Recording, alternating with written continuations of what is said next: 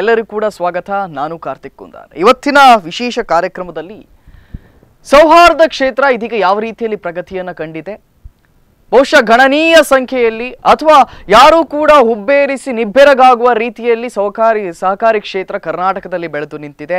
So ಈ ಅಲ್ಪಾವಧಿಯಲ್ಲಿ ಇಷ್ಟರ ಮಟ್ಟಿಗೆ ಅವರು ಹೇಗೆ ಬೆಳೆದು ನಿಂತರು, ಅಥವಾ ಸಹಕಾರಿ ಕ್ಷೇತ್ರ ಅಂತ ಹೇಳಿದ್ರೆ ಏನು, ಅಥವಾ ಅದರಿಂದ ಜನರಿಗೆ ಯಾವ ರೀತಿಯಾಗಿರ್ತಕ್ಕಂಥ ಸಹಾಯಗಳಾಗ್ತವೆ, ಅಥವಾ ರಾಷ್ಟ್ರೀಕೃತ ಬ್ಯಾಂಕ್ಗಳಿಗೂ ಇದಕ್ಕೂ ಇರುವಂತಹ ವ್ಯತ್ಯಾಸಗಳೇನು, ಎಲ್ಲ ವಿಚಾರಗಳ ಕುರಿತಾಗಿ ಚರ್ಚೆಯನ್ನು ಮಾಡ್ತೇವೆ.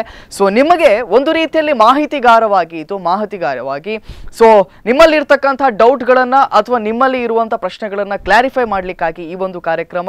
ಸೊ ನಮ್ಮೊಟ್ಟಿಗೆ ಇಬ್ಬರು ಗಣ್ಯ ಅತಿಥಿಗಳಿದ್ದಾರೆ. ಆರಂಭದಲ್ಲಿ BH ಕೃಷ್ಣರೆಡ್ಡಿ ಅವರಿದ್ದಾರೆ, ಕರ್ನಾಟಕ ರಾಜ್ಯ ಸಂಯುಕ್ತ ಸೌಹಾರ್ದ ಸಹಕಾರಿಯ ಸಂಘದ ಅಧ್ಯಕ್ಷರು. ಸರ್, ತಮಗೆ ಕಾರ್ಯಕ್ರಮಕ್ಕೆ ಸ್ವಾಗತವನ್ನು ಬಯಸ್ತಾ ಇದ್ದೇನೆ. Thank you sir. ಅದರ ಜೊತೆಯಲ್ಲೇ ಮಂಜುನಾಥ್ ಎಸ್ ಕೆ ಅವರು ಕೂಡ ನಮ್ಮೊಟ್ಟಿಗಿದ್ದಾರೆ, ನಿರ್ದೇಶಕರು, ಕರ್ನಾಟಕ ರಾಜ್ಯ ಸಂಯುಕ್ತ ಸೌಹಾರ್ದ ಸಹಕಾರಿ ಉಡುಪಿ ಜಿಲ್ಲೆ, ಇದರ ನಿರ್ದೇಶಕರಾಗಿರ್ತಕ್ಕಂತಹ ಮಂಜುನಾಥ್ ಎಸ್ ಕೆ ಅವರು. ಮಂಜುನಾಥ್ ಎಸ್ ಕೆ ಅವರೇ, ತಮಗೂ ಕೂಡ ಕಾರ್ಯಕ್ರಮಕ್ಕೆ ಸ್ವಾಗತ. ಸೊ ಇವತ್ತು ಬೆಳಿಗ್ಗೆ ಮುಂಜಾನೆಯಿಂದಲೂ ಕೂಡ ಉಡುಪಿಯ ಅಮ್ಮಣ್ಣಿ ರಾಮನ ಸಭಾಂಗಣದಲ್ಲಿ ಅನೇಕ ರೀತಿಯಾಗಿರ್ತಕ್ಕಂತಹ ಕಾರ್ಯಕ್ರಮಗಳು ನಡೀತು. ಅದರ ಜೊತೆಯಲ್ಲೇ ಎಲ್ಲೋ ಒಂದು ಕಡೆ ಸಹಕಾರಿ ಸಪ್ತಾಹ, ಎಲ್ಲರೂ ಕೂಡ ಒಟ್ಟು ಸೇರಿ ತಮ್ಮ ಸಹಕಾರಿ ಕ್ಷೇತ್ರದಲ್ಲಿ ತಾವೇನು ಮಾಡ್ಕೊಂಡು ಬಂದಿದ್ದೇವೆ ಇವೆಲ್ಲವನ್ನು ಕೂಡ ಮೆಲುಕು ಹಾಕಿಕೊಂಡ್ರು. ಇನ್ನು ಮುಂದೆ ಯಾವ ಯಾವ ಕಾರ್ಯಗಳನ್ನು ಮಾಡಬೇಕು ಅನ್ನುವುದರ ಕಡೆಗೂ ಕೂಡ ಅವರೆಲ್ಲರೂ ಕೂಡ ಗಮನವನ್ನು ಹರಿಸಿದ್ರು. ಈ ಕುರಿತಾಗಿರ್ತಕ್ಕಂಥ ಕೆಲವು ತುಣುಕುಗಳನ್ನು ನೋಡ್ಕೊಂಡು ಬರೋಣ. ಅದಾದ ಬಳಿಕ ಕಾರ್ಯಕ್ರಮವನ್ನು ಮುಂದುವರಿಸ್ತೇನೆ. ಮಂಡಲ ಬೆಂಗಳೂರು ಇದರ ಅಧ್ಯಕ್ಷರು ಆದಂತ ಸನ್ಮಾನ್ಯ ಡಾಕ್ಟರ್ MN ರಾಜೇಂದ್ರ ಕುಮಾರ್ ಅವರು ಗಣ್ಯರ ಸಮಕ್ಷಮದಲ್ಲಿ ಜ್ಯೋತಿಯನ್ನ ಬೆಳಗಿಸುವುದರೊಂದಿಗೆ ಉದ್ಘಾಟನಾ ಕಾರ್ಯಕ್ರಮವನ್ನು ನಡೆಸಿಕೊಡುವಂತೆ ತಮ್ಮಲ್ಲಿ ವಿನಂತಿಯನ್ನ ಮಾಡಿಕೊಂಡಿದ್ದೇವೆ. ಹೇ ವಿಳಂಬಿ ಸಂವತ್ಸರ.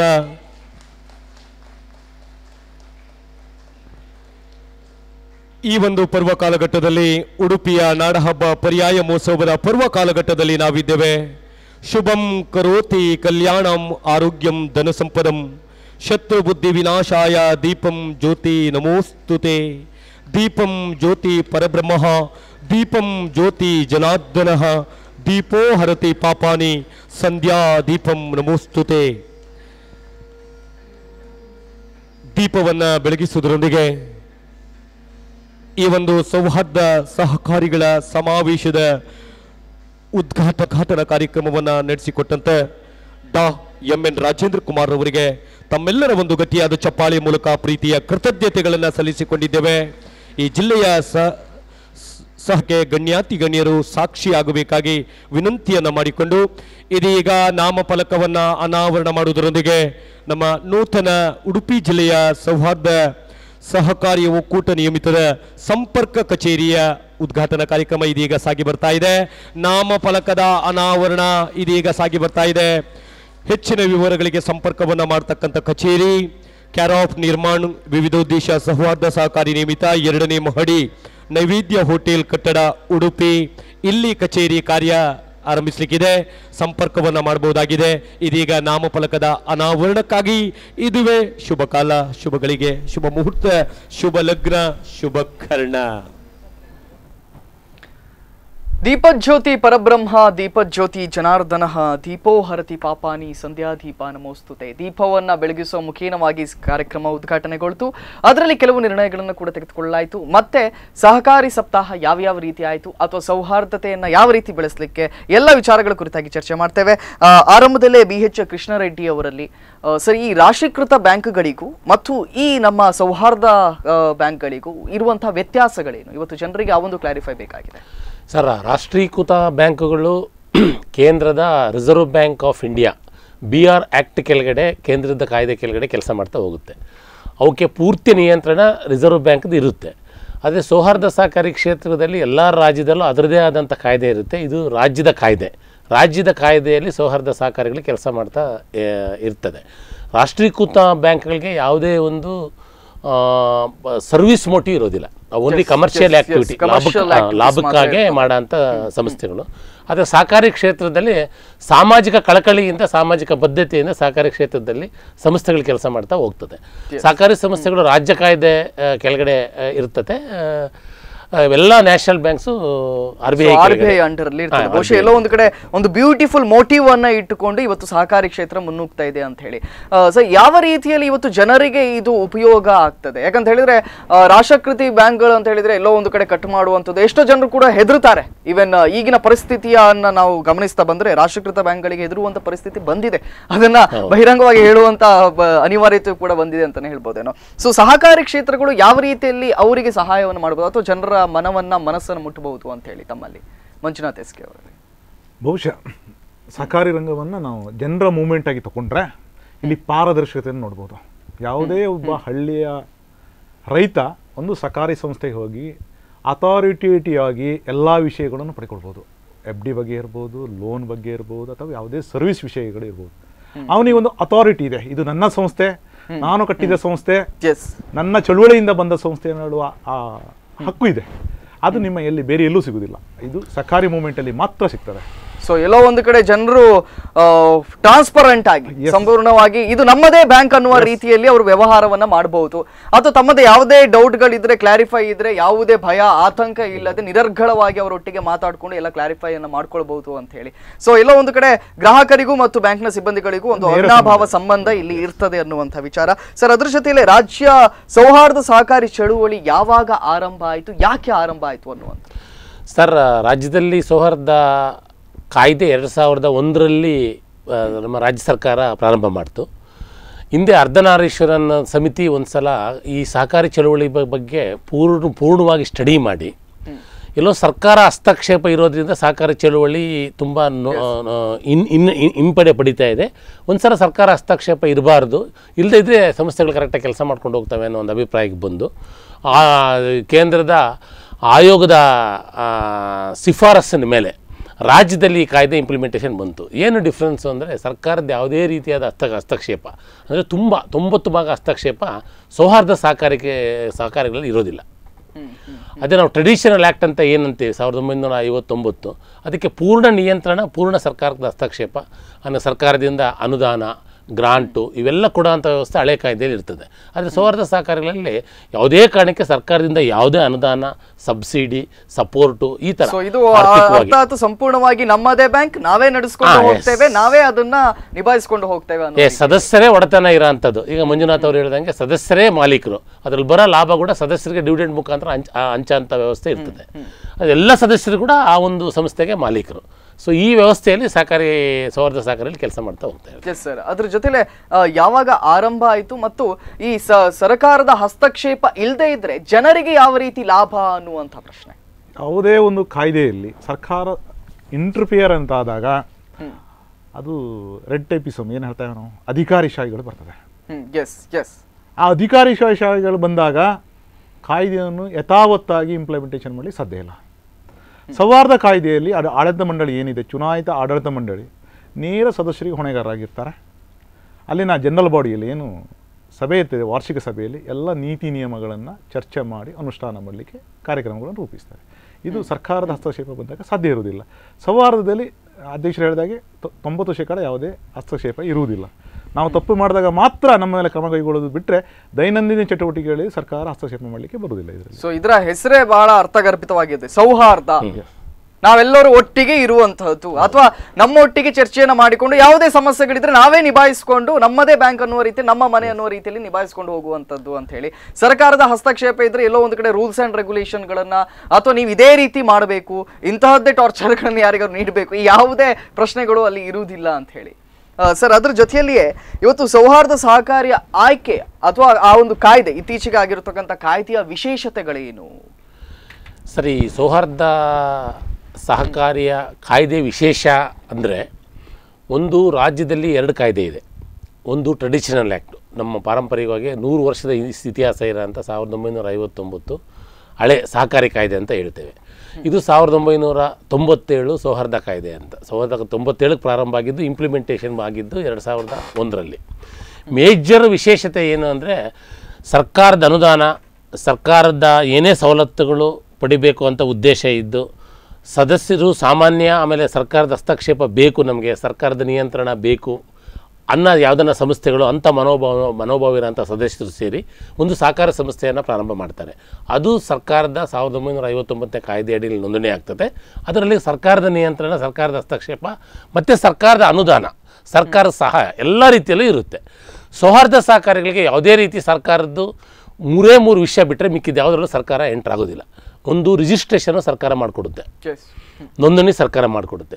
ಆಮೇಲೆ ಅಕಸ್ಮಾತ್ ಆ ಸಂಸ್ಥೆ ನಡಿಲಿಕ್ಕಾಗಲಿಲ್ಲ ಅಂದರೆ ಲಿಕ್ವಿಡೇಷನ್ನು, ಅಂದರೆ ಅದನ್ನು ವೈಂಡ್ ಅಪ್ ಮಾಡೋಂಥ ಕೆಲಸ ಕೂಡ ಸರ್ಕಾರ ಮಾಡ್ತದೆ. ಆಮೇಲೆ ಏನೋ ಡಿಸ್ಪ್ಯೂಟ್ಸ್ ಬಂದರೆ ಆ ಡಿಸ್ಪ್ಯೂಟ್ಸ್ ಎಂಟ್ರಾಗಿ ಸರ್ಕಾರ ಅದನ್ನು ಸಾಲ್ವ್ ಮಾಡೋಂಥ ಕೆಲಸ ಮಾಡ್ತದೆ ವಿಶೇಷವಾಗಿ. ಅದು ಬಿಟ್ಟರೆ ಸೌಹಾರ್ದ ಸಹಕಾರಿ ಕಾಯ್ದೆಯಲ್ಲಿರೋಂಥ ಸಂಸ್ಥೆಗಳಿಗೆ ಸರ್ಕಾರದ ಹಸ್ತಕ್ಷೇಪ ಏನೂ ಇರೋದಿಲ್ಲ. ಇದರಿಂದ ಏನಾಗ್ತೈತೆ, ಈ ಏನು ಕಾರ್ಪೊರೇಟ್ ಸಂಸ್ಕೃತಿ ಇಂಟೆಲೆಕ್ಚುಯಲ್ಸ್ ಏನು ಕಂಪನಿಗಳೆಲ್ಲ ಮಾಡ್ತಾ ಸುಮ್ಮನೆ ಅವ್ರದ್ದೇ ಅರ್ನಿಂಗು, ಸಾಮಾಜಿಕ ಕಳಕಳಿ ಇಲ್ಲದೇ ಇರೋಂಥ ಕಂಪನಿಗಳು ಮಾಡಿಕೊಂಡು ಹೋಗೋ ಅಂಥ ಏನು ಇಂಟೆಲೆಕ್ಚುಯಲ್ಸ್ ಕ್ಲಾಸ್ ಇದೆ, ಅವರು ಎಲ್ಲ ಕೂಡ ಒಂದು ಸೇರಿಬಿಟ್ಟು ಒಂದು ಸೌಹಾರ್ದ ಸಹಕಾರಿಗಳನ್ನ ಪ್ರಾರಂಭ ಮಾಡೋಂಥ ಕೆಲಸ ಮಾಡಿದ್ದಾರೆ. ಈ ಸೌಹಾರ್ದ ಸಹಕಾರಿ ಸದಸ್ಯರಲ್ಲಿ ತುಂಬ ಆ್ಯಕ್ಟಿವ್ ಇರೋಂಥವ್ರು, ತುಂಬ ಇಂಟೆಲೆಕ್ಚುಯಲ್ಸ್ ಇರೋಂಥವ್ರು, ತುಂಬ ಎಜುಕೇಟೆಡ್ ಕ್ಲಾಸು, ತುಂಬ ಅಂದರೆ ಸಮಾಜದಲ್ಲೇ ಒಂದು ಉನ್ನತ ಮಟ್ಟದಲ್ಲಿರೋಂಥ ಸಾಕಷ್ಟು ಜನ ಭಾಗಿಯಾಗಿದ್ದಾರೆ. ಸೊ ಕೇವಲ ನಮಗೆ ದುಡ್ಡು ಮಾಡಿದ್ರೆ ಸಾಕಾಗೋದಿಲ್ಲ, ಅಥವಾ ಕಮರ್ಷಿಯಲ್ ಆಗಿ ಹೋದ್ರೆ ಸಾಕಾಗೋದಿಲ್ಲ, ಸಮಾಜಕ್ಕೂ ಕೂಡ ಏನಾದ್ರೂ ನಾವು ನೀಡಬೇಕು. ನಮ್ಮ ಕೊಡುಗೆ ಸಮಾಜಕ್ಕೆ ಏನಾರ ಇರಬೇಕು, ಸಮಾಜ ಕಳಕಳಿ ಇರಬೇಕು ಅಂತ.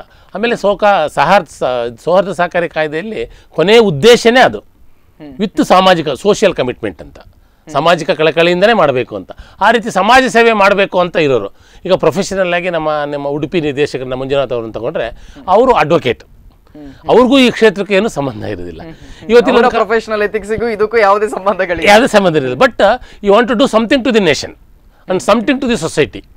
ಸೊ ಆ ದೃಷ್ಟಿಗೆ ಬರ್ತಾರೆ. ಮತ್ತು ಈಗ ಹಳೆ ಕಾಯ್ದೆಯಲ್ಲಿ ನೋಂದಣಿ ಮಾಡಿದ್ರೆ ಎಲ್ಲದಕ್ಕೂ ಸರ್ಕಾರ ಪರ್ಮಿಷನ್ ತಗೋಬೇಕು, ಸರ್ಕಾರ ಹಸ್ತಕ್ಷೇಪ ಮಾಡಬೇಕು, ಅಡ್ಮಿನಿಸ್ಟ್ರೇಷನ್ ಸರ್ಕಾರ ಹಸ್ತಕ್ಷೇಪ ಮಾಡ್ತಾ ಹೋಗ್ತಾ ಇರ್ತದೆ. ಅವಾಗ ಅವ್ರು ಏನು ಯೋಚನೆ ಮಾಡ್ತಾರೋ, ಏನೋ ಸಮಾಜಕ್ಕೆ ಕೊಡಬೇಕು ಅಂತ ಯೋಚನೆ ಮಾಡ್ತಾರೆ, ಅದನ್ನು ಇಂಪ್ಲಿಮೆಂಟ್ ಮಾಡಲಿಕ್ಕೆ ಆ್ಯಸ್ ಇಟ್ ಈಸ್ ಆಗೋದಿಲ್ಲ. ಆದರೆ ಸೌಹಾರ್ದ ಸಹಕಾರಿಗಳಲ್ಲಿ, ಸೌಹಾರ್ದ ಕಾಯ್ದೆಯಲ್ಲಿ ತುಂಬ ಸ್ವಾತಂತ್ರ್ಯ ಇರೋದ್ರಿಂದ, ಸದಸ್ಯರೇ ಇದಕ್ಕೆ ಒಡೆತನ ಇರೋದ್ರಿಂದ ನಾವು ಪ್ರತಿ ವರ್ಷ ಕೂಡ ಒಂದು ಸಾಮಾನ್ಯ ಸಭೆ ಅಂತ ಮಾಡ್ತೇವೆ. ಎಲ್ಲ ಸದಸ್ಯರು ಸಾಮಾನ್ಯ ಸಭೆಯಲ್ಲಿ ಭಾಗಿಯಾಗಬೇಕು. ಆ ಸಂಸ್ಥೆಯಲ್ಲಿ 1000 ಸಂಖ್ಯೆ ಒಂದು ಸೌಹಾರ್ದ ಸಹಕಾರಿಯಲ್ಲಿದ್ದರೆ ಅವರು ಆ ಸಾಮಾನ್ಯ ಸಭೆಯಲ್ಲಿ ಪಾಲ್ಗೊಳ್ಬೇಕು. ಸಾಮಾನ್ಯ ಸಭೆ 2 ವಿಷಯಗಳಲ್ಲಿ ಅವಲೋಕನ ಮಾಡ್ತೈತೆ. ಹಿಂದಿನ ವರ್ಷ ಏನೇನು ನಡೆಸಿದ್ದೀವಿ, ಏನೇನು ಪರ್ಮಿಷನ್ ಕೊಟ್ಟಿತ್ತು, ಅದೆಲ್ಲ ಯಾವ ರೀತಿ ಮಾಡಿದ್ದೀರಾ, ಅವು ಏನು ಇಂಪ್ಲಿಮೆಂಟೆಡ್ ಅಂತ ಆಡಳಿತ ಮಂಡಳಿಗೆ ಎಲ್ಲ ಸದಸ್ಯರಿಗೂ ಉತ್ತರ ಕೊಡಬೇಕಾಗ್ತದೆ. ಆಮೇಲೆ ಮುಂದಿನ ವರ್ಷ ಏನು ಆ್ಯಕ್ಷನ್ ಪ್ಲಾನ್ ಮಾಡಬೇಕು ಅದೆಲ್ಲ ಕೂಡ ಸದಸ್ಯರಿಗೆ ಹೇಳಿ ನಾವು ಅಪ್ರೂವಲ್ ತಗೋಬೇಕಾಗ್ತದೆ. ಅದ್ರ ಪ್ರಕಾರನೇ ಆಡಳಿತ ಮಂಡಳಿ ಹೋಗ್ತದೆ. ಎಲ್ಲೋ ಒಂದು ಕಡೆ ಒಂದು ಅದ್ಭುತವಾದ ಕನಸನ್ನ ಕಂಡು ಆ ಕನಸನ್ನ ಸಾಕಾರಗೊಳಿಸುವಂತ ಪ್ರಯತ್ನಗಳು ಈ ಸಭೆಗಳಲ್ಲಿ ಆಗ್ತದೆ ಅಂತ ಹೇಳಿ ನಾನು ಮಂಜುನಾಥ್ ಅವರಲ್ಲಿ ಬರ್ತೇನೆ. ಸರ್, ತಾವು ಅವರು ಅಡ್ವೊಕೇಟ್, ಸೊ ದುಡ್ಡು ಕಡಿಮೆ ಆಗಿದೆ ಅನ್ನೋ ಕಾರಣಕ್ಕಾಗಿ ಈ ಕ್ಷೇತ್ರಕ್ಕೆ ನೀವು ಬಂದ್ರಿ ಅಂತ ಹೇಳಲಿಕ್ಕೆ ಇಲ್ಲ. ಯಾಕಂತ ಹೇಳಿದ್ರೆ ಈ ಅಡ್ವೊಕೇಟ್ಗಳು ಹೇಗಿರ್ತಾರೆ ಅನ್ನೋದು ಎಲ್ಲರಿಗೂ ಕೂಡ ಗೊತ್ತಿರ್ತದೆ. ಸೊ ಯಾವ ಆ ಒಂದು ಸೆಳೆತ ನಿಮ್ಮನ್ನ ಈ ಕ್ಷೇತ್ರಕ್ಕೆ ಸೆಳೀತು, ಅಥವಾ ತಮ್ಮ ಉದ್ದೇಶಗಳೇನು ಅಂತ ಹೇಳಿ? ಬಹುಶಃ ನಾನು ಹುಟ್ಟು ಬಂದ ಪರಿಸರ ಅದಕ್ಕೆ ಕಾರಣ ಅಂತ ಹೇಳ್ತೇವೆ. ಯಾಕಂದರೆ ನಾವು ಗ್ರಾಮೀಣ ಪ್ರದೇಶದಲ್ಲಿ ಬಂದವನು. ಅಲ್ಲಿ ನಾನು ಮಿಲ್ಕ್ ಸೊಸೈಟಿಯನ್ನು ನೋಡಿದ್ದೇವೆ, ಕೋಆಪರೇಟಿವನ್ನು ನೋಡಿದ್ದೇವೆ, ಅದರೊಟ್ಟಿಗೆ ಇತ್ತೀಚಿನ ಸೌಹಾರ್ದ ಆ್ಯಕ್ಟನ್ನು ನೋಡಿದ್ದೇವೆ. ಸಮಾಜ ಸೇವೆಗೆ, ಬಹುಶಃ ಸಾಂಘಿಕ ಜೀವನಕ್ಕೆ, ಸಮಾಜದ ಒಟ್ಟಿಗೆ ಬೆಳೀಲಿಕ್ಕೆ ಇದು ಒಂದು ವೇದಿಕೆ ಆಗಿರ್ತದೆ. ಅದರಿಂದ ಆರ್ಥಿಕ ಲಾಭ ಬರೋಲ್ಲ. ಆದರೆ ನಾವು ಹುಟ್ಟಿದಕ್ಕೆ ಈ ಸಮಾಜಕ್ಕೆ ಏನಾದರೂ ನನ್ನ ಅರ್ನಿಂಗನ್ನು ಬಿಟ್ಟು ನಾನು ವೃತ್ತಿಯಲ್ಲಿ ಏನು ಮಾಡ್ತೇವೆ, ನನ್ನ ಸ್ವಂತ ಅರ್ನಿಂಗ್ ಸಮಾಜಕ್ಕೆ ಏನು ಕೊಡಬೇಕಾದ್ರೆ ಈ ಸೇವಾ ಚಟುವಟಿಕೆ, ಇದು ನಮ್ಮ ಸಹಕಾರಿ ರಂಗ ಅಂತ ಹೇಳೋದೇ ಹಾಗೆ. ಸಮಾಜಕ್ಕೆ ಸೇವೆ ಕೊಡಲಿಕ್ಕೋಸ್ಕರ ಒಂದು ಹುಟ್ಟಿದ ಚಳುವಳಿ. ಆರ್ಥಿಕ ಬದ್ಧತೆ ಉಳ್ಳ ಸಾಮಾಜಿಕ ಸಂಸ್ಥೆಗಳು ಇದು ಯಾವುದು ನಮ್ಮ ಸಹಕಾರಿ ರಂಗ. ಇದು ಆರ್ಥಿಕ ಬದ್ಧತೆಗಳಿರ್ತದೆ, ಸಾಮಾಜಿಕ ಅಲ್ಲಿ ಬದ್ಧತೆಗಳು ಇರ್ತದೆ, ಅದು ಎರಡೂ ಇರ್ತದೆ. ಸೇವೆ ಅಂದ್ರೆ ಹಣ ಕೊಟ್ಟು ಹೆಚ್ಚಿನ ಕಡೆಗಳಲ್ಲಿ ಕೊರತೆ ಬಂದಂತಹದ್ದಷ್ಟೇ. ಆರ್ಥಿಕ ಬದ್ಧತೆ ಇರ್ತದೆ, ಸಾಮಾಜಿಕ ಕಳಕಳಿ ಇರುವುದಿಲ್ಲ, ಅಥವಾ ಸಾಮಾಜಿಕ ಕಳಕಳಿ ಇರ್ತದೆ, ಆರ್ಥಿಕ ಬದ್ಧತೆ ಇರುವುದು. ಇವೆರಡನ್ನ ಕೂಡ ಒಟ್ಟು ಸೇರಿಸಿ ಚಪ್ಪಾಳೆ ತಟ್ಟುವಂತ ಪ್ರಯತ್ನವನ್ನ ತಾವು ಮಾಡ್ತಾ ಇದ್ದೀವಿ. ಸರ್, ನಾನು ತಮ್ಮ ಕೇಳುವುದಾದ್ರೆ, ಇದೇ ಕ್ಷೇತ್ರವನ್ನ ಅಥವಾ ಸಹಕಾರಿಯನ್ನ ತಮ್ಮ ಪ್ರಕಾರ ಯಾವ ರೀತಿ ಮಾಡ್ತಾ ಇದೆ ಈಗ ಸೌಹಾರ್ದ ಸಹಕಾರಿಗಳು ಅಥವಾ ಸಾಮಾಜಿಕ ಸೇವೆಗಳನ್ನ? ಸರ್, ಸಾಕಷ್ಟು ವಿಷಯಗಳಲ್ಲಿ ಸಾಮಾಜಿಕ ಸೇವೆಯನ್ನು ಸೌಹಾರ್ದ ಸಹಕಾರಿಗಳು ಮಾಡ್ತಾ ಇದ್ದಾವೆ. ಸಾಮಾಜಿಕ ಸೇವೆ ಅಂದರೆ ಈಗ ಸರ್ಕಾರದಿಂದ ನಾವು ಇ ಸ್ಟ್ಯಾಂಪ್ ವ್ಯವಸ್ಥೆ ಅಂತ ಮಾಡ್ತಾ ಇದ್ದೇವೆ. ಕರ್ನಾಟಕ ರಾಜ್ಯದಲ್ಲಿ ಸುಮಾರು 3000 ಇ ಸ್ಟ್ಯಾಂಪ್ ಕೇಂದ್ರಗಳಿದ್ದಾವೆ. ಇ ಸ್ಟ್ಯಾಂಪ್ ನಿಮ್ಗೆ ಗೊತ್ತೀಗ ಆ ತೆರಿಗೆ ಪ್ರಕರಣ ಆದಮೇಲೆ ಈಗೆಲ್ಲ ನಾವು ಇ ಸ್ಟ್ಯಾಂಪ್ ಕೊಡ್ತೇವೆ. ಆ ಇ ಸ್ಟ್ಯಾಂಪ್ ಕೊಡೋ ಅಂಥ ವ್ಯವಸ್ಥೆ 3000 ACC ಕೇಂದ್ರಗಳಲ್ಲಿ 2700 ಕೇಂದ್ರಗಳು ಸಹಕಾರಿ ಕ್ಷೇತ್ರದಲ್ಲಿ ಕೆಲಸ ಮಾಡ್ತಾ ಇದ್ದಾವೆ. ಅಂದರೆ ಸರ್ಕಾರಕ್ಕೆ ಅವಶ್ಯಕತೆ ಇದೆ ಅವರಿಗೆ. ರಾಜ್ಯಕ್ಕೆಲ್ಲ ಇ ಸ್ಟ್ಯಾಂಪ್ ಕೊಡಬೇಕಾದ್ರೆ ಯಾವುದೋ ಒಂದು ಮೀಡಿಯಾ ಬೇಕಾಗ್ತದೆ.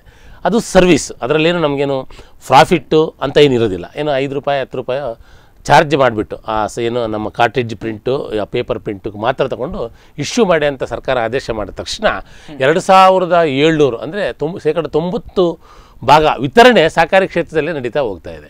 ಇಂಥ ಅನೇಕ ಸಾಮಾಜಿಕ ಕಾರ್ಯಗಳು ಈಗ ನಮ್ಮದೇ ಒಂದು ಪ್ರಾಥಮಿಕ ಸಂಸ್ಥೆಯಲ್ಲಿ 2 ಅನಾಥಾಶ್ರಮಗಳನ್ನ ನಾವೀಗ ಯಾವುದೋ ಒಂದು ಪಾವಗಡ ಅಂತ ರಿಮೋಟ್ ಏರಿಯಾದಲ್ಲಿ ಒಂದು ಸಂಸ್ಥೆ ಪ್ರಾರಂಭ ಮಾಡಿದ್ವಿ. ಅದೊಳ್ಳೆ ಸದೃಢವಾಗಿ ಸ್ವಲ್ಪ ಲಾಭ ಬಂತು. ಆ ಲಾಭನ ಸಮಾಜಕ್ಕೆ ಬಳಸೋಣ ಅಂತೇಳ್ಬಿಟ್ಟು 2 ಅನಾಥಾಶ್ರಮಗಳನ್ನ ನಮ್ಮ ಪ್ರಾಥಮಿಕ ಸಂಸ್ಥೆಯಲ್ಲಿ ನಡೆಸ್ತಾ ಇದ್ದಾವೆ. ಅದರಲ್ಲಿ ಆ ಒಂದು ತಿಂಗಳಿಗೆ ಏನು ಮೆಟೀರಿಯಲ್ ಆಗ್ತದೋ ಆ ತಿಂಗಳ ಎಂಡಲ್ಲಿ ಅದಕ್ಕೆ ನಾವು ಅನಾಥಾಶ್ರಮ ಕೊಡುವಂಥ ಕೆಲಸ ಮಾಡ್ತೇವೆ. ಅದರಲ್ಲಿ ಸುಮಾರು ಒಂದು ಅನಾಥಾಶ್ರಮದಲ್ಲಿ 75 ಜನ ವೃದ್ಧರು, ಇನ್ನೊಂದು ಅನಾಥಾಶ್ರಮದಲ್ಲಿ 100 ಜನ ವೃದ್ಧರು, ಅಂಗವಿಕಲರು ಎಲ್ಲ ಕೂಡ. It's A beautiful concept. ಬಹುಶಃ ಜನಗಳ ಪರವಾಗಿ ನಾನು ತಮಗೆ ಬಹುಶಃ ಸೌಹಾರ್ದತೆಯನ್ನ ಆ ಸಹಕಾರಿ ಸಂಘಗಳನ್ನ ಪ್ರತಿನಿಧಿಸಿಕೊಂಡು ಬಂದಿರತಕ್ಕಂಥ ತಮ್ಮಿಬ್ಬರಿಗೆ ನಾನು ಆರಂಭದಲ್ಲಿ ಧನ್ಯವಾದವನ್ನು ಸಲ್ಲಿಸ್ತೇನೆ. ಯಾಕಂತ ಹೇಳಿದ್ರೆ ಇಂತಹ ಮಹತ್ ಕಾರ್ಯಗಳನ್ನು ಮಾಡ್ತಾ ಇರೋದಕ್ಕಾಗಿ. ನಾನು ಮಂಜುನಾಥ್ ಸರ್ ಅಲ್ಲಿ ಕೂಡ ಅನೇಕ ಪ್ರಶ್ನೆಗಳನ್ನು ಕೇಳಲಿಕ್ಕಿದೆ. ಒಂದು ಪುಟ್ಟ ವಿರಾಮದ ಬಳಿಕ ಇವತ್ತಿನ ಕಾರ್ಯಕ್ರಮ ಮುಂದುವರಿಯುತ್ತದೆ.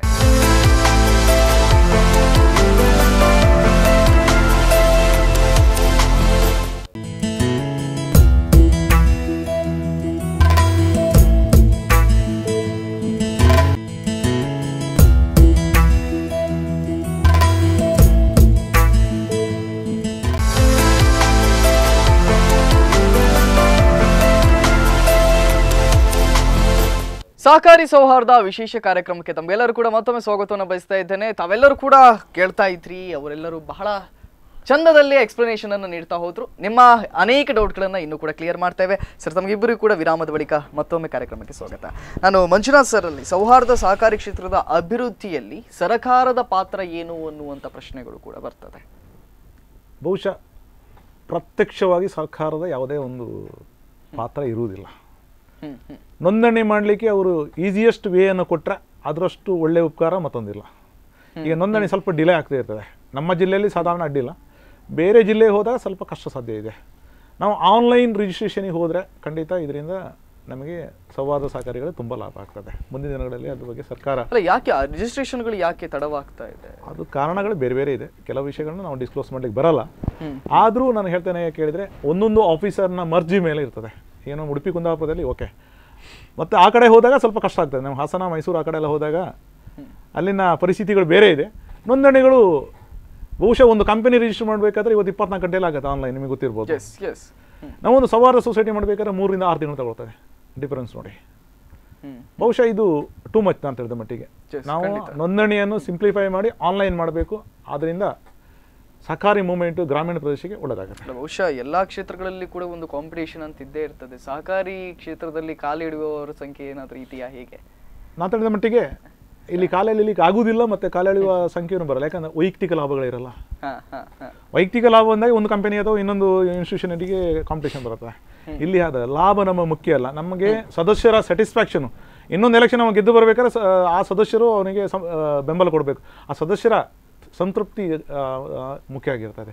ಆ ದೃಷ್ಟಿಯಲ್ಲಿ ಕಾಂಪಿಟೇಷನ್ ಬರಲ್ಲ. ಆದರೆ ಕೆಲವೊಂದು ವೈಷಮ್ಯಗಳು ಇರ್ಬೋದು ಕೆಲವು ಸಂಸ್ಥೆಗಳಲ್ಲಿ, ಅದು ವೈಯಕ್ತಿಕ ನೆಲೆಯಲ್ಲಿ ಇರ್ತದೆ.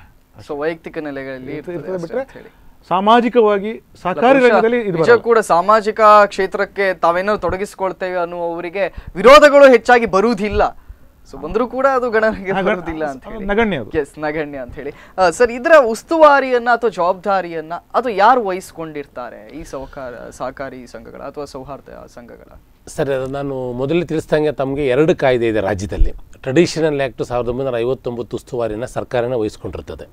ಸರ್ಕಾರದಲ್ಲಿ ARCS. ಸೊ ಹಾಗಾದ್ರೆ ಆ ಕಾಯ್ದೆ ಇನ್ನೂ ಕೂಡ ಇದೆ? ಆ ಕಾಯ್ದೆ ಇದೆ, 2 ಕಾಯ್ದೆನೂ ಇದೆ. ನಾವು ನೋಂದಣಿ ಮಾಡ್ಬೇಕಾದ್ರೆ ಯಾವ ಕಾಯ್ದೆಯಲ್ಲಿ ಬೇಕಾದ್ರೂ ಮಾಡ್ಕೋಬೋದು. ಸೌಹಾರ್ದ ಕಾಯ್ದೆ ಪೂರ್ಣ ಉಸ್ತುವಾರಿ ಸಂಯುಕ್ತ ಸಹಕಾರಿ ವಹಿಸ್ಕೊಂಡಿರುತ್ತೆ. ಅದು ಸಂಯುಕ್ತ ಸಹಕಾರಿಗೆ ರಾಜ್ಯ ಮಟ್ಟದಲ್ಲಿ ಎಲ್ಲ ಜಿಲ್ಲೆಗಳಿಂದ ಕೂಡ ನಿರ್ದೇಶಕರು ಆಯ್ಕೆ ಮಾಡಿ ಬರ್ತಾರೆ. ಒಟ್ಟು ರಾಜ್ಯ ಮಟ್ಟದಲ್ಲಿ 21 ಜನ ನಿರ್ದೇಶಕರು ಆಯ್ಕೆ ಆಗಿ ಬರ್ತಾರೆ. ಆ ರೀತಿ ಆಯ್ಕೆ ಆಗಿರೋ ನಿರ್ದೇಶಕರಲ್ಲಿ ನಾನು ಕೋಲಾರಿಂದ ಆಯ್ಕೆ ಆಗಿ ಬಂದಿದ್ದೇನೆ. ಮಂಜುನಾಥ್ ಅವರು ಉಡುಪಿಯಿಂದ ಆಯ್ಕೆ ಆಗಿ ಬಂದಿದ್ದಾರೆ. ಯಾಕೆಂದರೆ ರಾಜ್ಯ ಮಟ್ಟದ ಸಂಸ್ಥೆಗೆ 21ಕ್ಕಿಂತ ಹೆಚ್ಚಿನ ನಿರ್ದೇಶಕರು ಇರಬಾರದು ಅಂತ ಕಾಯ್ದೆಯಲ್ಲಿದೆ. ಸೊ 21 ಜನ 30 ಜಿಲ್ಲೆಗಳಲ್ಲೂ ಕೂಡ ಅಲ್ಲಿ ಸಂಖ್ಯೆಗೆ ಅನುಗುಣವಾಗಿ ಎಲ್ಲಿ ಎಷ್ಟು ಪ್ರಾಥಮಿಕ ಸೌಹಾರ್ದ ಸಹಕಾರಿಗಳಿರ್ತಾವೆ ಅನುಗುಣವಾಗಿ ಆಯ್ಕೆ ಮಾಡಿ ಬರ್ತಾರೆ. ಅವರೆಲ್ಲ ರಾಜ್ಯ ಮಟ್ಟದಲ್ಲಿ ಒಬ್ಬ ಅಧ್ಯಕ್ಷ ಉಪಾಧ್ಯಕ್ಷನ ಆಯ್ಕೆ ಮಾಡ್ತಾರೆ. ಅದರಿಂದ ನಾನು ಅಧ್ಯಕ್ಷ ಆಗಿ ಆಗಿ ಹಾಕಿದ್ದೀನಿ. ಇನ್ನೊಬ್ಬರು ಜಗದೀಶ್ ಕೋಟ್ಗಿಮಠ ಅಂತ ಉಪಾಧ್ಯಕ್ಷರು ಆಗಿದ್ದಾರೆ. ನಮ್ಮದೇ ಆದಂಥ ಒಂದು ವ್ಯವಸ್ಥೆ ಬೆಂಗಳೂರಲ್ಲಿದೆ. ಇವಾಗ ಓರಿಯನ್ ಮೇಲೆ ಆಪೋಸಿಟ್ಟು ನಮ್ಮದೇ ಸ್ವಂತ ಕಚೇರಿ ಇದೆ. ಅದಕ್ಕೆ ಒಬ್ಬ ಮ್ಯಾನೇಜಿಂಗ್ ಡೈರೆಕ್ಟರ್ ಅಂತ ನಮ್ಮ ಹಿಂದೆ ಕೂತ್ಕೊಂಡಿದ್ದಾರೆ, ಶರಣ್ಗೌಡ ಪಾಟೀಲ್ ಅವರಂತ ಇದ್ದಾರೆ. ಅವ್ರ ಕೆಳಗಡೆ ಎಲ್ಲ ವಿಭಾಗ ಮಟ್ಟದಲ್ಲಿ, ಅಂದರೆ ಈಗ ಬೆಳಗಾಂ, ನಮ್ಮದು ಬೆಂಗಳೂರು ಮತ್ತು ಮೈಸೂರು ಮತ್ತು ಗುಲ್ಬರ್ಗ, ಈ ರೀತಿ 4 ವಿಭಾಗಗಳಲ್ಲಿ ನಮ್ಮದೇ ಸ್ವಂತ ಕಚೇರಿ ಇದೆ. ಆಮೇಲೆ ಎಲ್ಲ ಜಿಲ್ಲೆಗಳಲ್ಲಿ ಕೂಡ ನಾವು ಈ ತಿಂಗಳು ಅಂತ್ಯದೊಳಗಡೆ ಕಚೇರಿ ಓಪನ್ ಮಾಡಬೇಕು ಅಂತ ಇವತ್ತು ಅಧಿಕೃತವಾಗಿ ನಾವು ಉಡುಪಿ ಜಿಲ್ಲಾ ಕಚೇರಿ ಓಪನ್ ಮಾಡಿದ್ವಿ. ಅದಕ್ಕೆ ಇದ್ರ ಪೂರ್ಣ ನಿಯಂತ್ರಣ ಮತ್ತು ಅವ್ರಿಗೆ ಪ್ರಚಾರ ದೃಷ್ಟಿಯಿಂದ, ತರಬೇತಿ ದೃಷ್ಟಿಯಿಂದ, ಅವ್ರಿಗೆ ಫ್ರೆಂಡ್, ಫಿಲಾಸಫರ್, ಗೈಡ್, ಈ 3 ಉದ್ದೇಶಗಳಿಟ್ಕೊಂಡು ಯಾರಾದರೂ ತಪ್ಪು ಮಾಡಿದ್ರೆ ಅವ್ರು ದಂಡಿಸೋಂಥ ವ್ಯವಸ್ಥೆ ಕೂಡ ಸಮುಚ್ಚ ಸಹಕಾರಿ ನಮ್ಮ ಸೌಹಾರ್ದ ಸಹಕಾರಿಗಳಿಗೆಲ್ಲ ಮಾಡ್ತಿದೆ. ಸೊ ಎಲ್ಲವ ಕಂಟ್ರೋಲನ್ನು ನೀವೇ ಮಾಡ್ತೀರಂತ. ಈಗ ನನ್ನಲ್ಲಿ ಒಂದು ಪ್ರಶ್ನೆ ಬರ್ತಾ ಇದೆ. ಸೊ ತಾವು 2 ಆಕ್ಟ್ ಇದೆ ಅಂತ, 2 ಕಾಯ್ದೆ. ಸೊ ಒಂದು ಕಾಯ್ದೆಯಲ್ಲಿ ಸರ್ಕಾರದ ಹಸ್ತಕ್ಷೇಪ ಇರ್ತದೆ. ಒಂದೊಮ್ಮೆ ಸರ್ಕಾರದ ಹಸ್ತಕ್ಷೇಪ ಇಂತಹ ಕ್ಷೇತ್ರಗಳಲ್ಲಿ ಇದ್ರೆ ಆರ್ಡಿನರಿ ಬ್ಯಾಂಕ್ಗಳಿಗೂ ಮತ್ತು ಸಹಕಾರಿ ಸೌಹಾರ್ದ ಬ್ಯಾಂಕ್ಗಳಿಗೂ ಏನು ವ್ಯತ್ಯಾಸ ಬರ್ತದೆ? ಇಲ್ಲ ಸರ್, ಸಹಕಾರಿ ನಾನು ಹಳೆ ಕಾಯ್ದೆಯಲ್ಲಿರೋದು ಸಹಕಾರಿ ಹಸ್ತಕ್ಷೇಪ ಅಂತ ಇರೋದಿಲ್ಲ. ಅವು ಸಹಕಾರದ ನಿಯಂತ್ರಣದಲ್ಲಿರ್ತದೆ, ಸರ್ಕಾರದ ನಿಯಂತ್ರಣದಲ್ಲಿರ್ತದೆ. ಇದು ಸಂಯುಕ್ತ ಸಹಕಾರ ನಿಯಂತ್ರಣದಲ್ಲಿ ಸೌಹಾರ್ದ ಸಹಕಾರಗಳು ಇರ್ತದೆ. ಹಸ್ತಕ್ಷೇಪನ ನಂದು ಇದಲ್ಲ, ಅದು ಕಾರಣ ಅಂದರೆ ಸರ್ಕಾರದಿಂದ ಅನೇಕ ಸವಲತ್ತುಗಳು ಬೇಕಾಗ್ತದೆ. ಈಗ ರೈತರಿಗೆ ನಿಮ್ಗೆ ಗೊತ್ತು MPCS ಅಂತ, ಹಾಲು ಉತ್ಪಾದಕರ ಸಹಕಾರ ಸಂಘಗಳಿಗೆ ಆ ಸದಸ್ಯರಿಗೆ ಸರ್ಕಾರ 5 ರೂಪಾಯಿ ಪ್ರೋತ್ಸಾಹಧನ ಕೊಡುತ್ತೆ. ಪ್ರೋತ್ಸಾಹಧನ ಎಲ್ಲ ಕೊಡೋದು ಸಹಕಾರಿ ಕ್ಷೇತ್ರದ ಮುಖಾಂತರನೇ. ಹಾಗಾಗಿ ಸುಮಾರು ರಾಜ್ಯದಲ್ಲಿ 15,000ದಷ್ಟು ಹಾಲು ಉತ್ಪಾದಕ ಸಹಕಾರ ಸಂಘಗಳಿದ್ದಾವೆ. ಸೊ ಆ ಸರ್ಕಾರದ ಸವಲತ್ತು ಇವ್ರ ಮುಖಾಂತರ ಆ ಒಂದು ಸದಸ್ಯರಿಗೆ ಮುಟ್ಟುವಂಥ ಕೆಲಸ ಆಗ್ತದೆ. ಈಗ ಆಮೇಲೆ ಪ್ರೈಮರಿ ಅಗ್ರಿಕಲ್ಚರ್ ಕೋಆಪರೇಟಿವ್ ಸೊಸೈಟೀಸ್ ಅಂತ ಫ್ಯಾಕ್ಸ್ ಅಂತ ಎಲ್ಲ ಇದೆ. ಅದು ಎಲ್ಲ ವಿಲೇಜ್ ಮಟ್ಟದಲ್ಲೂ ಇರ್ತದೆ. ಎಲ್ಲ ರೈತರು ಕೂಡ ಅದರಲ್ಲಿ ಸದಸ್ಯರಾಗಿರ್ತಾರೆ. ಸರ್ಕಾರ ಕೂಡ ಈಗ 0% ಲೋನ್ ಇರ್ಬೋದು, 3% ಲೋನ್ ಇರ್ಬೋದು, ಸರ್ಕಾರದ ಯಾವುದೇ ರೈತರಿಗೆ ಹೋಗೋಂಥ ಯಾವುದೇ ಸ್ಕೀಮ್ ಇರ್ಬೋದು, ಈ ಒಂದು ಪ್ರೈಮರಿ ಅಗ್ರಿಕಲ್ಚರ್ ಕೋಆಪರೇಟಿವ್ ಸೊಸೈಟೀಸ್ ನಾನು ಫ್ಯಾಕ್ಸ್ ಅಂತ ಏನು ಹೇಳ್ತೀನಿ ಅದರ ಮುಖಾಂತರ ರೈತರು ಮುಟ್ಟೋಂಥ ಕೆಲಸ ಆಗ್ತದೆ. ಆಮೇಲೆ ಲಾಂಗ್ ಟರ್ಮ್ ಲೋನ್ ಏನಾದರೂ ರೈತರಿಗೆ ಬೇಕಾದರೆ ಪ್ರಾಥಮಿಕ ಕೃಷಿ ಪತ್ತಿನ ಸಹಕಾರ ಸಂಘಗಳು ಅಂತ ಎಲ್ಲ ತಾಲೂಕು ಮಟ್ಟದಲ್ಲೂ ಒಂದೊಂದು PLD ಬ್ಯಾಂಕ್ ಅಂತ ಇರ್ತದೆ. ಅದರ ಮುಖಾಂತರ ದೀರ್ಘಾವಧಿ ಸಾಲ ಕೊಡೋ ಅಂಥ ಕೆಲಸ ಆಗ್ತದೆ. ಆಮೇಲೆ ರೈತರಿಗೆ ಈ ಯಾವುದು ಗೊಬ್ಬರ, ಅವ್ರಿಗೇನು ಸಲಕರಣೆಗಳು ಬೇಕೋ ಅಥವಾ ಅಗ್ರಿಕಲ್ಚರ್ ಇಕ್ವಿಪ್ಮೆಂಟ್ಸ್ ಬೇಕೋ ಇದೆಲ್ಲ ಕೊಡಲಿಕ್ಕೆ TAPCMS ಅಂತ ಒಂದು ಸಂಸ್ಥೆ, taluk agriculture produce marketing committee, ರೈತರ ಬೆಳೆದಿರೋಂಥ ಬೆಳೆನ ಪರ್ಚೇಸ್ ಮಾಡೋಂಥ ವ್ಯವಸ್ಥೆಗೆ ಎಲ್ಲ ತಾಲೂಕು ಹೆಡ್ ಕ್ವಾರ್ಟರ್ಸಲ್ಲೂ ಒಂದೊಂದು ಸಂಸ್ಥೆ ಇರ್ತದೆ. ಆ ಸಹಕಾರಿ ಸಂಸ್ಥೆನೇ ಈ ಒಂದು ಸರ್ಕಾರದಿಂದ ಏನು ರೈತರಿಗೆ ಗೊಬ್ಬರ ಈ ಥರ, ಆಮೇಲೆ ಬೀಜ ಇದು ಕೊಡೋಂಥ ಕೆಲಸ, ಪೆಸ್ಟಿಸೈಡ್ಸ್ ಕೊಡೋಂಥ ಕೆಲಸ, ರೈತರು ಬೆಳೆದಿರೋಂಥ ಬೆಳೆನ ಸರ್ಕಾರ ಯಾವ ಬೆಲೆ ನಿಗದಿ ಮಾಡುತ್ತೋ ಆ ಬೆಲೆಗೆ ಪರ್ಚೇಸ್ ಮಾಡೋಂಥ ಕೆಲಸ ಆ ಸಂಸ್ಥೆ ಮಾಡುತ್ತೆ.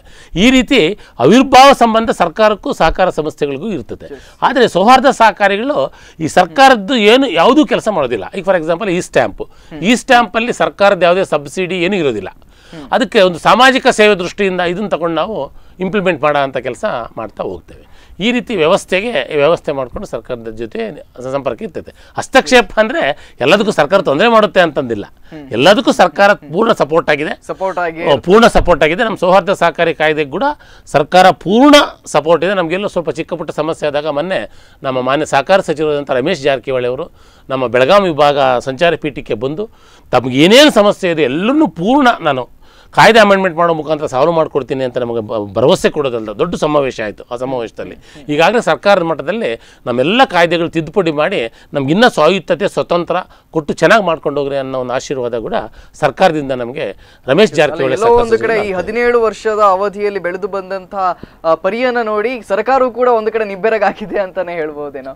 ಇನ್ನೊಂದು ಕಡೆಯಲ್ಲಿ ಕಟ್ಟ ಕಡೆಯವರನ್ನ ಕೂಡ ರೀಚ್ ಮಾಡುವಂತ ಕೆಲಸವನ್ನ ಸಹಕಾರಿ ಸೌಹಾರ್ದಗಳು ಮಾಡ್ತಾ ಇವೆ ಅಂತ ಹೇಳಿ ಸರ್. ಅದ್ರ ಜೊತೆಲಿ ಜಾಬ್ ಅಪರ್ಚುನಿಟಿಗಳು ಕೂಡ ಇಲ್ಲಿ ಕ್ರಿಯೇಟ್ ಆಗ್ತಾ ಇದೆ. ಸೊ ಸಾರ್ವಜನಿಕರಿಗೆ ಕೆಲವರಿಗೆ ಏನಾಗಿದೆ ಅಂತ ಹೇಳಿದ್ರೆ ಇವತ್ತು ಅವರೆಲ್ಲರೂ ಕೂಡ ಸಹಕಾರಿ ಸೌಹಾರ್ದ ಸಂಘಗಳಲ್ಲಿ ವಿಲೀನರಾಗಿರ್ತಾರೆ, ವ್ಯವಹಾರಗಳನ್ನ ಮಾಡ್ಕೊಂಡು ಬಂದಿರ್ತಾರೆ. ಬಟ್ ಅವರಿಗೆ ತಕ್ಷಣಕ್ಕೆ ಹೇಳಿದ ಕೂಡಲೇ ಅವರಿಗೆ ಫ್ಲಾಶ್ ಆಗುದಿಲ್ಲ. ಸಹಕಾರಿ ಸೌಹಾರ್ದ ಅಂತ ಅಂದ್ರೆ ಏನು ಅಂತೆಲ್ಲ ಗೊತ್ತಾಗೋದಿಲ್ಲ. ಅದೇ ಇವರು ಹೇಳಿದಾಗೆ ಹಾಲಿನ ಇದು ನೀಡುವಾಗ ಅಥವಾ ಇಂಥ ವಿಚಾರಗಳನ್ನ ಹೇಳಿದಾಗ ನಮ್ಮ ಬ್ಯಾಂಕುಗಳು ಅಂತ ಅವರಿಗೆ ಆಗ ಭಾಸವಾಗ್ತದೆ.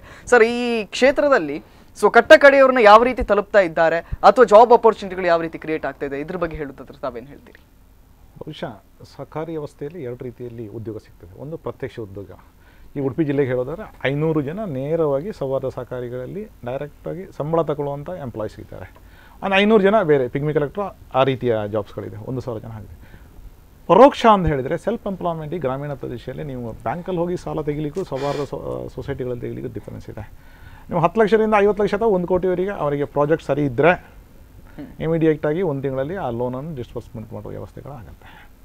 ನಾವು ಸರ್ಕಾರದೇನು ಕೈ ಇದಲ್ಲ, ಅವ್ರ ಪರ್ಮಿಷನ್ ಬೇಕು ಇವ್ರ ಪರ್ಮಿಷನ್ ಬೇಕಂತ ಕೇಳಲ್ಲ. ಆ ಪ್ರಾಜೆಕ್ಟ್ ಸರಿ ಇದ್ದರೆ ವಯಬಿಲಿಟಿ ಇದ್ದರೆ ಆ ರೀತಿಯಾಗಿ ನೇರವಾಗಿ ಉದ್ಯೋಗ ಸೃಷ್ಟಿಗೆ ಗ್ರಾಮೀಣ ಪ್ರದೇಶದಲ್ಲಿ ಹೆಲ್ಪ್ ಆಗುತ್ತೆ. ಯಾಕಂದರೆ ಮನಿ ಮಾರ್ಕೆಟ್ಸು ಏನು ನಾವು ಫಂಡ್ ಚಾನಲೈಸ್ ಏನಿದೆ ಅದು ಅತಿ ಶೀಘ್ರವಾಗಿ ಸವಾರ ಸಹಕಾರಿಗಳಲ್ಲಿ ಆಗುತ್ತೆ. ಯಾಕಂದರೆ ಲೋಕಲ್ ಆಗಿ ಸ್ಥಳೀಯವಾಗಿ ಅವ್ರಿಗೆ ಪರಿಚಯ ಇರೋದ್ರಿಂದ ಆ ದೃಷ್ಟಿಯಲ್ಲಿ ಆಗುತ್ತೆ. ಈ ರೀತಿಯಲ್ಲಿ ಎಂಪ್ಲಾಯ್ಮೆಂಟ್ ಅಪರ್ಚುನಿಟಿಗೆ ಒಂದು ಅವಕಾಶಗಳು ಇರ್ತದೆ. ಸೊ ಈ ರೀತಿಯಲ್ಲಿ ಎಂಪ್ಲಾಯ್ಮೆಂಟ್ ಅಪರ್ಚುನಿಟಿಗಳಿಗೆ ಅವಕಾಶ ಇರ್ತದೆ ಅಂತ ಒಂದು ಸರ್ ಇದಕ್ಕೆ ಆ್ಯಡ್ ಮಾಡೋದು ಹೋದರೆ, ನಿನ್ನೆ ನಾನು ಮಂಗಳೂರಿಗೆ ಹೋದಾಗ ನಾನು ನಮ್ಮ ಮ್ಯಾನೇಜಿಂಗ್ ಡೈರೆಕ್ಟರ್ ಒಂದು ಸಂಸ್ಥೆ ಒಡಿಯೂರು ಸೌಹಾರ್ದ ಸಹಕಾರಿ ನಿಯಮಿತ ಅಂತ ಭೇಟಿ ಮಾಡಿದ್ವಿ. ಅದರಲ್ಲಿ 4,500 SHG ಗುಂಪುಗಳಿಗೆ ಅವರು ಸುಮಾರು ಅಂದರೆ 14 ಕೋಟಿಯಷ್ಟು ಸಾಲ ಕೊಟ್ಟಿದ್ದಾರೆ. ಆ 14 ಒಂದೊಂದು ಗುಂಪಲ್ಲಿ 10 ಜನಕ್ಕಿಂತ ಜಾಸ್ತಿ ಇರ್ತಾರೆ. SHG ನಿಮ್ಗೆ ಗೊತ್ತು, ಸ್ವಸಹಾಯ ಮಹಿಳಾ ಗುಂಪುಗಳಲ್ಲಿ 4,500 ಅಂದರೆ ಒಟ್ಟು ಸುಮಾರು 50,000 ಸದಸ್ಯರಲ್ಲಿದ್ದಾರೆ. ಇವರು ಅವ್ರಿಗೆ ಆರ್ಥಿಕವಾಗಿ ಏನೋ ನೀಡಿದೆಯೋ ಅದನ್ನು ಕೊಡೋದ್ರಿಂದ ಅವರು ಗುಡಿ ಕೈಗಾರಿಕೆ ವ್ಯವಸ್ಥೆಯಲ್ಲಿ ಹಪ್ಪಳ ಇರ್ಬೋದು, ಉಪ್ಪಿನಕಾಯಿ ಇರ್ಬೋದು, ಈ ಥರ ಅನೇಕ ವ್ಯವಸ್ಥೆಗಳು ತಯಾರು ಮಾಡಿಬಿಟ್ಟು ಅವರು ಮಾರ್ಕೆಟಿಂಗ್ ಮಾಡೋ ಅಂಥ ವ್ಯವಸ್ಥೆ ಈ ಒಂದು ಸಂಸ್ಥೆ ಕಲ್ಪಿಸಿದೆ. ಹಾಗೆ ನೀವು ಲೆಕ್ಕ ಹಾಕೊಳ್ಳೋ ಒಂದು ಪ್ರಾಥಮಿಕ ಸೌಹಾರ್ದ ಸಹಕಾರಿ ಅಲ್ಲಿ 50,000 ಜನಕ್ಕೆ ಎಂಪ್ಲಾಯ್ಮೆಂಟ್ ಕ್ರಿಯೇಷನ್ಗೆ ಇಂಡೈರೆಕ್ಟಾಗಿ ಈಗ ಮಂಜುನಾಥ್ ಅವರು ಹೇಳಿದಂಗೆ ಪರೋಕ್ಷವಾಗಿ ಕಾರಣಭೂತ ಆಗಿದೆ. ಆಮೇಲೆ ಈಗ 4,300 ನಮ್ಮದು ದೊಡ್ಡ ಸಂಖ್ಯೆ ಕರ್ನಾಟಕ ರಾಜ್ಯದಲ್ಲಿರೋದು. ನೀವು ಅದನ್ನು ಇಮ್ಯಾಜಿನ್ ಮಾಡ್ಬೋದು. 50,000ದಷ್ಟು ಉದ್ಯೋಗಿಗಳು ಮಂಜುನಾಥ್ ಅವರು ಹೇಳಿದಂಗೆ ನೇರವಾಗಿ ನಮ್ಮಲ್ಲಿ ಸ್ಯಾಲ್ರಿ ತಗೊಳ್ಳೋಂಥ ಎಂಪ್ಲಾಯೀಸು ಇದ್ದಾರೆ. ಆಮೇಲೆ 50,000 ಅಷ್ಟು ಉದ್ಯೋಗಿಗಳು ಈಗ ಪಿಗ್ಮಿ ಕಲೆಕ್ಷನ್ನು, ಈ SHGಸಿಂದ ಈ ರೀತಿ ಇಂಡೈರೆಕ್ಟಾಗಿ ಎಂಪ್ಲಾಯ್ಮೆಂಟ್ ಕ್ರಿಯೇಟ್ ಮಾಡಿರೋಂಥ ಕೆಲಸ ಕೂಡ ಸೌಹಾರ್ದ ಚಳುವಳಿ ತುಂಬ ಅದ್ಭುತವಾಗಿ. ಸೊ ಅದ್ರ ಜೊತೆಯಲ್ಲಿಯೇ ತಾವು ಹೇಳಿದಾಗೆ ಹೆಚ್ಚಾಗಿ ಗಮನಾರ್ಹವಾಗಿರ್ತಕ್ಕಂಥ ವಿಚಾರ ಈ ತಾವೇನು ಹಪ್ಪಳವನ್ನ ಮಾಡುವಂಥದ್ದು ಇದ ಉದಾಹರಣೆ ಗುಡಿ ಕೈಗಾರಿಕೆ. ಸೊ ಇಂಡೈರೆಕ್ಟ್ಲಿ ಆಗಿ ಅವರಿಗೆ ಅಪರ್ಚುನಿಟಿಗಳನ್ನು ನೀಡ್ತಾ ಇದೆ ಅಂತ ಹೇಳಿ. ಅದ್ರ ಜೊತೆಲಿ ಈ 17 ವರ್ಷಗಳಲ್ಲಿ ಇದು ಬೆಳೆದು ಬಂದಂಥ ಪರಿಯ ಬಗ್ಗೆ ನೀವು ಮಾತಾಡೋದಾದ್ರೆ ಏನು ಹೇಳ್ತೀವಿ? ಸೌಹಾರ್ದ ಸರ್ 17 ವರ್ಷಗಳಲ್ಲಿ ವಿಶೇಷವಾಗಿ ಒಂದು ರಾಷ್ಟ್ರೀಯ ಮಟ್ಟದಲ್ಲಿ ಸಹಕಾರ ಭಾರತಿ ಅಂತ ಒಂದು NGO ಇದೆ. ರಾಷ್ಟ್ರೀಯ ಮಟ್ಟದಲ್ಲಿ NGO ಇದೆ. ಸಾಕಷ್ಟು ನಮಗೆ ಇನ್ಕಮ್ ಟ್ಯಾಕ್ಸ್ ಕಾಯ್ದೆಯಿಂದ ಸ್ವಲ್ಪ ಸಮಸ್ಯೆಗಳು ಕೂಡ ನಾವು ಫೇಸ್ ಮಾಡಿದ್ವಿ. ಲಾಸ್ಟ್ ಟೈಮ್ ಡಿಮಾನಿಟೈಸೇಷನ್ ಆದಾಗ, ಮತ್ತು ಈಗ ಕೇಂದ್ರ ಸರ್ಕಾರ 216 ST ಅಂತ ಒಂದು ತಂದು 2 ಲಕ್ಷಕ್ಕಿಂತ ಹೆಚ್ಚಾಗಿ ಕ್ಯಾಶ್ ಏನು ವ್ಯವಹಾರ ಮಾಡಬಾರ್ದು ಅಂತ. ಆಮೇಲೆ ಈ ಹಿಂದೆ 20,000ಕ್ಕಿಂತ ಹೆಚ್ಚಾಗಿ ಕ್ಯಾಶ್ ಕಲೆಕ್ಷನ್ ಮಾಡಬಾರ್ದು, ಕೊಡಬಾರ್ದು ಅನ್ನೋ ಈ ವಿಷಯದಲ್ಲಿ. ಯಾಕೆಂದರೆ ನಮ್ಮದೆಲ್ಲ ಗ್ರಾಮಾಂತರಕ್ಕೆ ಕಾನ್ಸಂಟ್ರೇಟ್ ಮಾಡಿರೋ ಅಂಥ ಸಹಕಾರಿ ಸಂಸ್ಥೆಗಳು ಜಾಸ್ತಿ ಇರೋದ್ರಿಂದ ಗ್ರಾಮಾಂತರದಲ್ಲಿ ಎಲ್ಲ ಕಡೆ ವಿಶೇಷವಾಗಿ ಬ್ಯಾಂಕ್ ಇರೋದಿಲ್ಲ. ಅಕೌಂಟ್ ಪೇ ಚೆಕ್ಕೆಲ್ಲ ಕೊಡಲಿಕ್ಕೆಲ್ಲ ತುಂಬ ಕಷ್ಟ ಆಗೋಂಥ ಸಿಚುವೇಶನ್ ಇದೆ. ಸೊ ಇಂಥ ಅನೇಕ ಸಮಸ್ಯೆಗಳು ಬಂದಾಗ ಸಹಕಾರ ಭಾರತಿ NGO ನಮಗೆ ತುಂಬ ಜೊತೆಗಿದ್ದುಕೊಂಡು, ಯಾವುದೇ ಸಹಕಾರಿ ಸಂಸ್ಥೆ ಕರ್ನಾಟಕ ರಾಜ್ಯದಲ್ಲಿರಲಿ ಅಥವಾ ದೇಶದಲ್ಲಿರಲಿ, ಅವರ ಸಮಸ್ಯೆಗಳನ್ನ ಇಟ್ಕೊಂಡು ಕೇಂದ್ರ ಸರ್ಕಾರ ಅಥವಾ ಆಯಾ ರಾಜ್ಯ ಸರ್ಕಾರದ ಜೊತೆ ನಿರಂತರವಾಗಿ ಸಂಪರ್ಕ ಮಾಡಿಕೊಂಡು ಅದನ್ನು ಸಾಲ್ವ್ ಮಾಡೋಂಥ ಕೆಲಸ ಮಾಡ್ಕೊಂಡು ಹೋಗ್ತಾ ಇದೆ. ಅದ್ರ ಜೊತೆಗೂಡಿಬಿಟ್ಟು ನಮ್ಮ ನೀಡ್ ಬೇಸ್ಡ್ ಎಲ್ಲ ಕಡೆ ನಾವು ಸಂಪರ್ಕ ಸಭೆಗಳು ಮಾಡ್ತೇವೆ. ನಮ್ಮ ಸಂಸ್ಥೆಯ ಅಧ್ಯಕ್ಷರಿಗೆ ಅಥವಾ ನಿರ್ದೇಶಕರಿಗೆ ಅಥವಾ ನಮ್ಮ ಸಿಬ್ಬಂದಿಗೆ ಏನು ಬೇಕು. ಈಗ ಸಂಯುಕ್ತ ಸಹಕಾರಿ ಸಿಬ್ಬಂದಿ ಪ್ರತಿ ವರ್ಷ CEO ಮೀಟಿಂಗ್ ಅಂತ ಮಾಡ್ತಾರೆ. ಅಲ್ಲಿ ನೀಡ್ ಬೇಸ್ಡ್ ತಗೊಂಡು ಬಂದು ಅಲ್ಲಿ ಈಗ ಒಂದು ಸಲ 17 ವರ್ಷದ ಇತಿಹಾಸದಲ್ಲಿ 4,300 ಸಂಸ್ಥೆಗಳು, 50 ಲಕ್ಷಕ್ಕಿಂತ ಹೆಚ್ಚಾಗಿ ಸದಸ್ಯತ್ವ, 50,000ಕ್ಕೆ ಹೆಚ್ಚಾಗಿ ಉದ್ಯೋಗ, ಈ ರೀತಿ ಮಾಡಬೇಕಾದ್ರೆ ಸಂಯುಕ್ತ ಸಹಕಾರಿ ತನ್ನದೇ ಆದಂಥ ಪ್ಲಾನ್ ಆಫ್ ಆ್ಯಕ್ಷನ್ ಮಾಡಿಕೊಂಡು ಸಹಕಾರ ಭಾರತಿ ಸಹಯೋಗದೊಂದಿಗೆ, ಯಾಕೆಂದರೆ ಕೇಂದ್ರ ಸರ್ಕಾರ ರಾಜ್ಯ ಸರ್ಕಾರದ ಜೊತೆ ಸಂಪರ್ಕ ಇರಬೇಕಾದ್ರೆ ಒಂದು NGO ಸಂಘಟನೆ ಸಹಕಾರಿ ಕ್ಷೇತ್ರದಲ್ಲೇ ಅದು ಅದು ಯಾವುದೇ ಪಕ್ಷಕ್ಕೆ ಅತೀತವಾಗಿರೋ ಸಂಘಟನೆ ಮಾಡ್ತಾ ಹೋಗ್ತಾ ಇದೆ. ಈಗ ಥರ್ಡ್ ಪಾರ್ಟಿ ಚೆಕ್ ಅಂತ, ಈಗ ಸೌಹಾರ್ದ ಸಹಕಾರಿಗಳೆಲ್ಲ 50,000ವರೆಗೂ ಥರ್ಡ್ ಪಾರ್ಟಿ ಚೆಕ್ ಕಲೆಕ್ಷನ್ ಮಾಡ್ಬೋದು. ಇಂಥವು ಅನೇಕ ಫೆಸಿಲಿಟೀಸ್ ಬಂದಿರೋದ್ರಿಂದ ಸೌಹಾರ್ದ ಚಳುವಳಿ ತುಂಬ ಚೆನ್ನಾಗಿ ಕೆಲಸ ಮಾಡ್ಕೊಂಡು ಬರ್ತಾ ಇದೆ. ನಮ್ಮದೇ ಆದಂಥ ಸ್ವಂತ ಟ್ರೈನಿಂಗು, ನಮ್ಮದೇ ಆದಂಥ ನೀಡ್ ಬೇಸ್ಡ್ ಟ್ರೈನಿಂಗು, ನಮ್ಮ ಸೌಹಾರ್ದ ಸಹಕಾರಿ ಅಧ್ಯಕ್ಷರಿಗೂ ಡೈರೆಕ್ಟರ್ಸ್ಗೂ ಅಥವಾ ಸದಸ್ಯರಿಗೂ ಏನು ಬೇಕೋ ಆ ಒಂದು ಕಾರ್ಯಚಟುವಟಿಕೆಗಳನ್ನು ಫ್ರೆಂಡ್ ಫಿಲಾಸಫರ್ ಗೈಡ್ ಈ 3 ಉದ್ದೇಶದಿಂದ ಹೌದು. ಒಂದು ಸಂಸ್ಥೆ ಪ್ರಾರಂಭ ಆದ ತಕ್ಷಣ ನೀವು ಯಾವ ರೀತಿ ಆ್ಯಕ್ಟಿವಿಟಿ ಮಾಡಬೇಕು, ಅದಕ್ಕೆ ಅಕಸ್ಮಾತ್ ಲಾಸ್ಗೆ ಹೋಗ್ತಾ ಇದ್ದಾರೆ, ಏನಕ್ಕೆ ಲಾಸ್ಗೆ ಹೋಗ್ತಾ ಇದೆ ಅದನ್ನು ಟ್ರೈನಿಂಗ್ ವ್ಯವಸ್ಥೆ ಮಾಡ್ತೀವಿ. ಈ ರೀತಿ ಅವ್ರ ಡೆವಲಪ್ಮೆಂಟ್ಗೂ ಮತ್ತು ಅವ್ರು ಯಾವುದೇ ಕಾರಣಕ್ಕೆ ನಷ್ಟ ಹೊಂದದ ರೀತಿ ಟ್ರೈನಿಂಗ್ ಮಾಡ್ತೇವೆ. ಆಮೇಲೆ ನಮ್ಮ SDOs ಅಂತ, ಸೌಹಾರ್ದ ಡೆವಲಪ್ಮೆಂಟ್ ಆಫೀಸರ್ಸ್ ಅಂತ ಎಲ್ಲ ಜಿಲ್ಲೆಯಲ್ಲಿ ಕೂಡ ಈವನ್ ಜನರಲ್ ಬಾಡಿಗಳಿಗೆ ಹೋಗಿ ಮೆಂಬರ್ ಎಜುಕೇಷನ್ ಕೂಡ ಮಾಡ್ತಾ ಹೋಗ್ತಾರೆ. ನಿಮ್ಮ ಸಂಸ್ಥೆಯನ್ನು ಲಾಭದಾಯಕವಾಗಿ ಮಾಡ್ಕೋಬೇಕಾದ್ರೆ ಯಾವ ರೀತಿ ಅಂತ. ಆಮೇಲೆ ವಿಶೇಷ ನಾವು ಎಲ್ಲ ಕಡೆ ಹೋದಾಗ ನಮ್ಮ ನಿರ್ದೇಶಕರು, ನಾನು, ನಮ್ಮ ಮ್ಯಾನೇಜಿಂಗ್ ಡೈರೆಕ್ಟರ್ ಎಲ್ಲ ಕಡೆ ಕೂಡ ಪತ್ರಿಕಾಗೋಷ್ಠಿ ಮಾಡ್ತೇವೆ. ದಯವಿಟ್ಟು ಸೌಹಾರ್ದ ಸಹಕಾರಿ ಕಾಯ್ದೆ ಚೆನ್ನಾಗಿದೆ, ಇದರ ಕ್ಷೇತ್ರ ಚೆನ್ನಾಗಿದೆ, ತಾವೆಲ್ಲ ಬನ್ನಿ ದಯವಿಟ್ಟು ಇದರ ಸಂಸ್ಥೆಗಳು ಮಾಡಿ ಅಂತ ಮುಕ್ತ ಅವಕಾಶ ಕೊಡ್ಕೊಂಡು ಹೋಗ್ತೇವೆ. ಈ ದೃಷ್ಟಿಯಿಂದ 17 ವರ್ಷದಲ್ಲಿ ನಾವು ನಡೆದು ಬಂದ ದಾರಿ ತುಂಬ ಸುಗಮವಾಗಿದೆ, ತುಂಬ ಚೆನ್ನಾಗಿದೆ, ತುಂಬ ಪಾಸಿಟಿವ್ ಡೆವಲಪ್ಮೆಂಟ್ ಕಡೆ ಹೋಗ್ತಾ ಇದೆ. ಒಂದು ನಮ್ಮ ಆಡಳಿತ ಮಂಡಳಿಗೆ 5 ವರ್ಷ ಅವಧಿ ಇರ್ತದೆ, ನಾವೀಗ ಬಂದು 4 ತಿಂಗಳಾಯಿತು. ಈಗ ನಮ್ಮ ಉದ್ದೇಶ ಈಗ 4,300ನ 8,000ಕ್ಕೆ ತಗೊಂಡು ಹೋಗಬೇಕು ನಮ್ಮ ಅವಧಿ ಒಳಗಡೆ ಅಂತ ಹೇಳ್ಬಿಟ್ಟು ಬ್ಯೂಟಿಫುಲ್. ಖಂಡಿತವಾಗಿಯೂ ಅದೇ ರೀತಿಯಲ್ಲಿ ಆಗ್ಲಿ ಅಂತ ನಾನು ಕೂಡ ಬಯಸ್ತೇನೆ. ಅದ್ರ ಜೊತೆಲಿ ಸರ್, ತಮ್ಮ ಪ್ರಕಾರ ಆರಂಭದಲ್ಲಿ ಈ 17 ವರ್ಷದ ಹಿಂದೆ ಆರಂಭಿಸಿದಾಗ, ಈ ಹೊಸ ಕಾಯ್ದೆಯ ಅಂಡರಲ್ಲಿ ಆರಂಭಿಸಿದಾಗ ಕಂಡಂತಹ ವ್ಯತ್ಯಾಸ ಅಥವಾ ಈಗ ಇರುವಂತಹ ವ್ಯತ್ಯಾಸ, ಈ ನಡುವೆ ಏನಾದರೂ ವ್ಯತ್ಯಾಸ ನಮ್ಗೆ ಕಾಣಿಸ್ತಾ ಇದೆಯಾ ಗಣನೀಯ ಪ್ರಮಾಣದಲ್ಲಿ? ಬಹುಶಃ ನೀವು 17 ವರ್ಷ ಹಿಂದೆ ಹೋದಾಗ ಕಾಯ್ದೆ ಜನಸಾಮಾನ್ಯರಲ್ಲಿ ಮುಟ್ಟಲಿಲ್ಲ. Even educated or uneducated class ಬರಲ್ಲ. ಅಂದರೆ ಸೌಹಾರ್ದ ಕಾಯ್ದೆ ಬಗ್ಗೆ ಸ್ವಲ್ಪ ಸಂಶಯ ದೃಷ್ಟಿಯಿಂದ ನೋಡೋ ಪ್ರವೃತ್ತಿ ಇತ್ತು. ಇವತ್ತು ಅದು ಸಂಪೂರ್ಣ ಹೋಗಿದೆ, ಜನರಿಗೆ ಅಕ್ಸೆಪ್ಟ್ ಮಾಡಿದ್ದಾರೆ. ಅಂದರೆ ಸೌಹಾರ್ದ ಕಾಯ್ದೆ ಒಳ್ಳೇದಿದೆ. ಅದ್ರ ಬಗ್ಗೆ ಮೊನ್ನೆ ಮೈಸೂರು ಯೂನಿವರ್ಸಿಟಿಯಲ್ಲಿ ಒಂದು ಡಿಸ್ಕಷನ್ ಸಹ ಬಂತು, ಅಲ್ಲಿನ ಪ್ರೊಫೆಸರ್ಸ್ಗಳು. ಹಾಗೆ ಅಲ್ಲಿ ಒಂದು ಅಧ್ಯಯನ ಸಹ ಒಂದು ಕೈಪಿಡಿ ಸಹ ಹೊರಗೆ ತಂದಿದ್ದಾರೆ. ಹಾಗೆ ಸೌಹಾರ್ದ ಸಹಕಾರಿ ಇವತ್ತು ಆ ಕಾಯ್ದೆ ಅಂತ ಹೇಳೋದು ಕರ್ನಾಟಕದಾದ್ಯಂತ, ಇವನ್ ಗ್ರಾಮೀಣ ಪ್ರದೇಶ, ಉಡುಪಿ ಜಿಲ್ಲೆಯ ಕೋಟದಿಂದ ಅಥವಾ ನಮ್ಮ ಪಾವಗಡ, ಕೋಲಾರದ ಪಾವಗಡದವರೆಗೂ ಸಹ ಎಲ್ಲ ಹಳ್ಳಿಯಲ್ಲೂ ಸಹ ಸೌಹಾರ್ದ ಕಾಯ್ದೆ ಬಗ್ಗೆ ಮುಟ್ಟಿದೆ. ಆ ದೃಷ್ಟಿಯಲ್ಲಿ ಯಶಸ್ಸನ್ನು ಕಂಡಿದ್ದೇವೆ. ಆದರೆ ಇನ್ನೂ ಆಗಬೇಕಾದ ತುಂಬ ಕೆಲಸಗಳಿದೆ. ಯಾಕಂತ ಕೇಳಿದ್ರೆ ಸರ್ಕಾರ ಪ್ರತ್ಯಕ್ಷವಾಗಿ ಹಸ್ತಕ್ಷೇಪ ಮಾಡದೇ ಇರೋದ್ರಿಂದ, ಪ್ರತ್ಯಕ್ಷವಾಗಿ ಯಾವುದೇ ವಿಷಯಗಳನ್ನ ಇದ್ರ ಬಗ್ಗೆ ಇರೋದ್ರಿಂದ ಸಂಯುಕ್ತ ಸಹಕಾರಿಯ ಪ್ರಚಾರ ದೃಷ್ಟಿಯಿಂದ ಅಥವಾ ಅಭಿವೃದ್ಧಿ ದೃಷ್ಟಿಯಿಂದ ಕೆಲಸ ಮಾಡಬೇಕಾಗ್ತದೆ. ಹಾಗಾಗಿ ಒಂದು ಕಾನ್ಸ್ಟಿಟ್ಯೂಷನಲ್ಲಿ ಇಂಡಿಪೆಂಡೆಂಟ್ ಬಾಡಿಯಾಗಿ ಅದು ತುಂಬ ಚೆನ್ನಾಗಿ ಕೆಲಸ ಮಾಡ್ತಾ ಇದೆ. ಸೊ ಇನ್ನು ಮುಂದೆ ಅಭಿವೃದ್ಧಿ ಅಂತ ತಾವೇನು ಹೇಳಿದ್ರಿ, ಯಾವ ಯಾವ ರೀತಿ ಅಭಿವೃದ್ಧಿ ಆಗಬೇಕು ಅಂತ ತಮ್ಗೆ ಅನಿಸ್ತಾ ಇದೆ? ಕೃಷ್ಣರೆಡ್ಡಿ ಅವರ ಪ್ಲಾನ್ಗಳಿದೆ, ಅದ್ರ ಬಗ್ಗೆ ಅವರೇ ಚೆನ್ನಾಗಿ ಹೇಳ್ತಾರೆ. ಇದಕ್ಕೆ ಪೂರಕವಾಗಿ ಒಂದು ಸ್ವಲ್ಪ ಹೇಳ್ಬಿಡ್ತೀನಿ ಸರ್. ಈಗ ನಿಮ್ಮ ಪ್ರಶ್ನೆಗೆ ಒಂದು ಸರ್, 17 ವರ್ಷಗಳ ಹಿಂದೆ ಆವಾಗ 17 ವರ್ಷ, ಫಸ್ಟ್ ವರ್ಷ, 1 ವರ್ಷ, 2 ವರ್ಷ, 3 ವರ್ಷ, 4 ವರ್ಷ ಈ ಥರ ಕಾಯ್ದೆ ಬಂದ ತಕ್ಷಣ ಎಲ್ರಿಗೂ ಒಂದು ಸ್ವಲ್ಪ ಅನುಮಾನ ಇತ್ತು. ಸರ್ಕಾರದ್ದೇನು ನಿಯಂತ್ರಣ ಇಲ್ಲ ಇರೋಂಥ ಇವು ಸರ್ವೈವ್ ಆಗ್ತಾವ, ನಾವು ಡಿಪಾಸಿಟ್ ಮಾಡಿರೋ ದುಡ್ಡು ಹೋದರೆ ಏನು ಮಾಡೋದು, ಇವೆಲ್ಲ ಜಾಸ್ತಿ ಸಮಸ್ಯೆಗಳಿದ್ದು ಮೂಮೆಂಟ್ ಅಷ್ಟು ಬೇಗ ಬೆಳೀಲಿಕ್ಕೆ ಅವಕಾಶ ಆಗಲಿಲ್ಲ. ಆದರೆ ನಿರಂತರವಾದಂಥ ವಿಶ್ವಾಸ ಬೆಳೀತಾ, ಒಳ್ಳೊಳ್ಳೆ ಸಂಸ್ಥೆಗಳು ಹುಟ್ಟಿ, ಒಳ್ಳೊಳ್ಳೆ ಉದ್ಯೋಗ ಕೊಡ್ತಾ, ಒಳ್ಳೊಳ್ಳೆ ಅರ್ನ್ ಮಾಡ್ಕೊಳ್ತಾ, ಆ ಸದಸ್ಯರಿಗೆ ಸಾಕಷ್ಟು ಸವಲತ್ತುಗಳು ಕೊಟ್ಟು, ಸಾಕಷ್ಟು ಸಾಮಾಜಿಕ ಕಳಕಳಿಯಿಂದ ಮಾಡ್ತಾ, ವಿಶೇಷವಾಗಿ ಸರ್ಕಾರ ಕೊಡೋಂಥ ಈ ಸ್ಟ್ಯಾಂಪ್ ಕೇಂದ್ರಗಳು, ಇಂಥವು ಅನೇಕ ಸರ್ವಿಸಸ್ಸು ನಮ್ಮ ಸೌಹಾರ್ದ ಸಹಕಾರದಿಂದ ಕೊಡ್ತಾ ಬಂದಿದ್ದಕ್ಕೆ ತುಂಬ ಚೆನ್ನಾಗಿ ಡೆವಲಪ್ಮೆಂಟ್ ಬಂದು ಈಗ ರೀಸೆಂಟಾಗಿ ಇದು ಯಾವ ಮಟ್ಟಕ್ಕೆ ಬಂದಿದೆ ಅಂದರೆ, ಮೊನ್ನೆ ಆಸ್ಟ್ರೇಲಿಯಾದಿಂದ ಕೆನಡಾ ಯೂನಿವರ್ಸಿಟಿಯ ಒಬ್ಬ ಸ್ಟೂಡೆಂಟ್ ಬಂದು, ಲಾರೆನ್ಸ್ ಅಂತ ಒಬ್ಬರು ಬಂದು, ನಮ್ಮ ಸೌಹಾರ್ದ ಚಳವಳಿ ಕರ್ನಾಟಕ ರಾಜ್ಯದಲ್ಲಿ ತುಂಬಾ ಚೆನ್ನಾಗಿ ಕೆಲಸ ಮಾಡ್ತಾ ಇದೆ ಅಂತ ಸ್ಟಡಿಗೆ ಇಂಟರ್ನ್ಯಾಷನಲ್ ಕೋಆಪರೇಟಿವ್ ಅಲಯನ್ಸ್ ಅಂತ ಈ ಪ್ರಗತಿಯನ್ನ ಪರಿಶೀಲಿಸಲಿಕ್ಕೆ ಇದನ್ನ ಸ್ಟಡಿ ಮಾಡ್ಕೊಂಡು ಹೋಗ್ಲಿಕ್ಕೆ ಅಲ್ಲಿಂದ ಬಂದಿದ್ದಾರೆ. ಒಂದು ವಾರ ಇಲ್ಲಿದ್ದು ಎಲ್ಲ ಪ್ರಾಥಮಿಕ ಸೌಹಾರ್ದ ಸಹಕಾರಿಗಳಿಗೂ ಭೇಟಿ ಕೊಟ್ಟು, ಇಲಾಖೆಯಲ್ಲಿ ಭೇಟಿ ಕೊಟ್ಟು, ಅದರಂತ ನಮ್ಮದು ಏನೀಗ ಈ ಕಾಯ್ದೆ ಬರೆದ್ರು, ಈ ಕಾಯ್ದೆ ತಂದಾಗ ಎಸ್ ಪಾಟೀಲ್ ಅವರು, ಸನ್ಮಾನ ಪರಶಿವಮೂರ್ತಿ ಅವರಿಗೆ ಕಾಯ್ದೆ ಬರೆದರು, ಎಸ್ ಪಾಟೀಲ್ ಸಹಕಾರ ಸಚಿವರು ಇದನ್ನು ಇಂಪ್ಲಿಮೆಂಟ್ ಮಾಡಿದ್ರು. ಅವ್ರ ಹತ್ರ ಕೂಡ ನೇರ ಇಂಟರ್ವ್ಯೂ ಮಾಡಿ ಸರ್ಕಾರದಿಂದ ಏನೇನು ಪ್ರಾಬ್ಲಮ್ ಇದೆ ಅಂತ ಅಲ್ಲಿಂದ ತಿಳ್ಕೊಂಡು ಇವೆಲ್ಲ ಯೋಚನೆ ಮಾಡಿ ಕೊನೆಗೆ ಕನ್ಕ್ಲೂಷನ್ ಬಂದರು ಅಂದರೆ ಇದು ತುಂಬ ಚೆನ್ನಾಗಿ ಕೆಲಸ ಮಾಡ್ತಾ ಇದೆ. ಇದನ್ನು ದೇಶದ ಎಲ್ಲ ರಾಜ್ಯಗಳಲ್ಲೂ ಕೂಡ ಈ ಒಂದು ಕಾಯ್ದೆ ಥರ ಅಂತ ಕೆಲಸ ಮಾಡಬೇಕು ಅಂತ ಹೇಳ್ಬಿಟ್ಟು, ಯಾಕೆಂದರೆ ಇದು ದೇಶದಲ್ಲೇ ಮಾದರಿ ಸರ್. ಈ ಥರ ಕಾಯ್ದೆ ಎಲ್ಲಿ ಇಲ್ಲ. ಬಟ್ ಸಂಸ್ಥೆಗಳು ಕೆಲಸ ಮಾಡ್ತಾ ಇದ್ದಾವೆ, ಲಿಬರಲ್ ಆ್ಯಕ್ಟ್ ಕೆಳಗಡೆ ಸಂಸ್ಥೆಗಳು ಕೆಲಸ ಮಾಡ್ತಾ ಇದ್ದಾವೆ. ಆದರೆ ರಾಜ್ಯ ಮಟ್ಟದ ಫೆಡರೇಷನ್ ಸರ್ಕಾರದಲ್ಲಿ ನಮ್ಮ ಒಗ್ಗೂಡಿಕೊಂಡು ರಾಜ್ಯ ಮಟ್ಟದ ಫೆಡರೇಷನ್ಸ್ ಎಲ್ಲಿ ಇಲ್ಲ. ಈ ರೀತಿ ಒಂದು 11 ರಾಜ್ಯದಲ್ಲಿ ನಮ್ಮ ಪ್ರಾಥಮಿಕ ಸೌಹಾರ್ದ ಸಹಕಾರದಲ್ಲಿ ಕೆಲಸ ಮಾಡ್ತಾ ಇದೆ. ಈ ಥರ ಸ್ಟಡಿಯಲ್ಲಿ ಹೋಗಿ ಅವರು ICA ಇಂಟರ್ನ್ಯಾಷನಲ್ ಕೋಆಪರೇಟಿವ್ ಅಲಯನ್ಸ್ ಮುಖಾಂತರ ನಮ್ಮ ರಾಷ್ಟ್ರ ಮಟ್ಟದಲ್ಲಿ NCUA ಅಂತ ಒಂದಿದೆ, national cooperative union of India ಅಂತ ನಮ್ಮ ರಾಷ್ಟ್ರ ಮಟ್ಟದ ಒಂದು ಸಂಘಟನೆ ಇದೆ. ಅದ್ರ ಥ್ರೂ ಈಗ ಮೋಸ್ಟ್ಲಿ ಕೇಂದ್ರ ಸರ್ಕಾರಕ್ಕೆ ಸೆಂಟ್ರಲ್ ರಿಜಿಸ್ಟರ್ ಥ್ರೂ ಅವರು ಸಬ್ಮಿಟ್ ಮಾಡ್ತಾರೆ. ರಾಜ್ಯದಲ್ಲಿ ಎಲ್ಲ ಕಡೆ ಕೂಡ, ದೇಶದಲ್ಲಿ ಎಲ್ಲ ರಾಜ್ಯದಲ್ಲಿ ಕೂಡ ಈ ಕಾಯ್ದೆ ಇಂಪ್ಲಿಮೆಂಟೇಷನ್ ಮಾಡಿ ಈ ಒಂಥರ ಈ ಫೆಡರಲ್ ಸ್ಟ್ರಕ್ಚರ್ ಕೂಡ ತರಬೇಕು ಅನ್ನೋ ಇದೆ. ಅಂದರೆ ಈ ಮಟ್ಟಕ್ಕೆ ನಮ್ಮ ಸೌಹಾರ್ದ ಸಹಕಾರಿ ಚಳವಳಿ ಬೆಳೆದಿದೆ ಸರ್. ಸೊ ಎಲ್ಲೋ ಒಂದು ಕಡೆ ಮಾದರಿಯಾಗಿ ನಾವೆಲ್ಲರೂ ಕೂಡ ಹೊರಟಿದ್ದೇವೆ ಅನ್ನುವಂಥ ವಿಚಾರ. ಒಂದು ಪುಟ್ಟ ವಿರಾಮವನ್ನು ತೆಗೆದುಕೊಳ್ತೇವೆ. ವಿರಾಮದ ಬಳಿಕ ಸಂಯುಕ್ತ ಸೌಹಾರ್ದ ವಿಶೇಷ ಕಾರ್ಯಕ್ರಮ ಮುಂದುವರಿಯುತ್ತದೆ.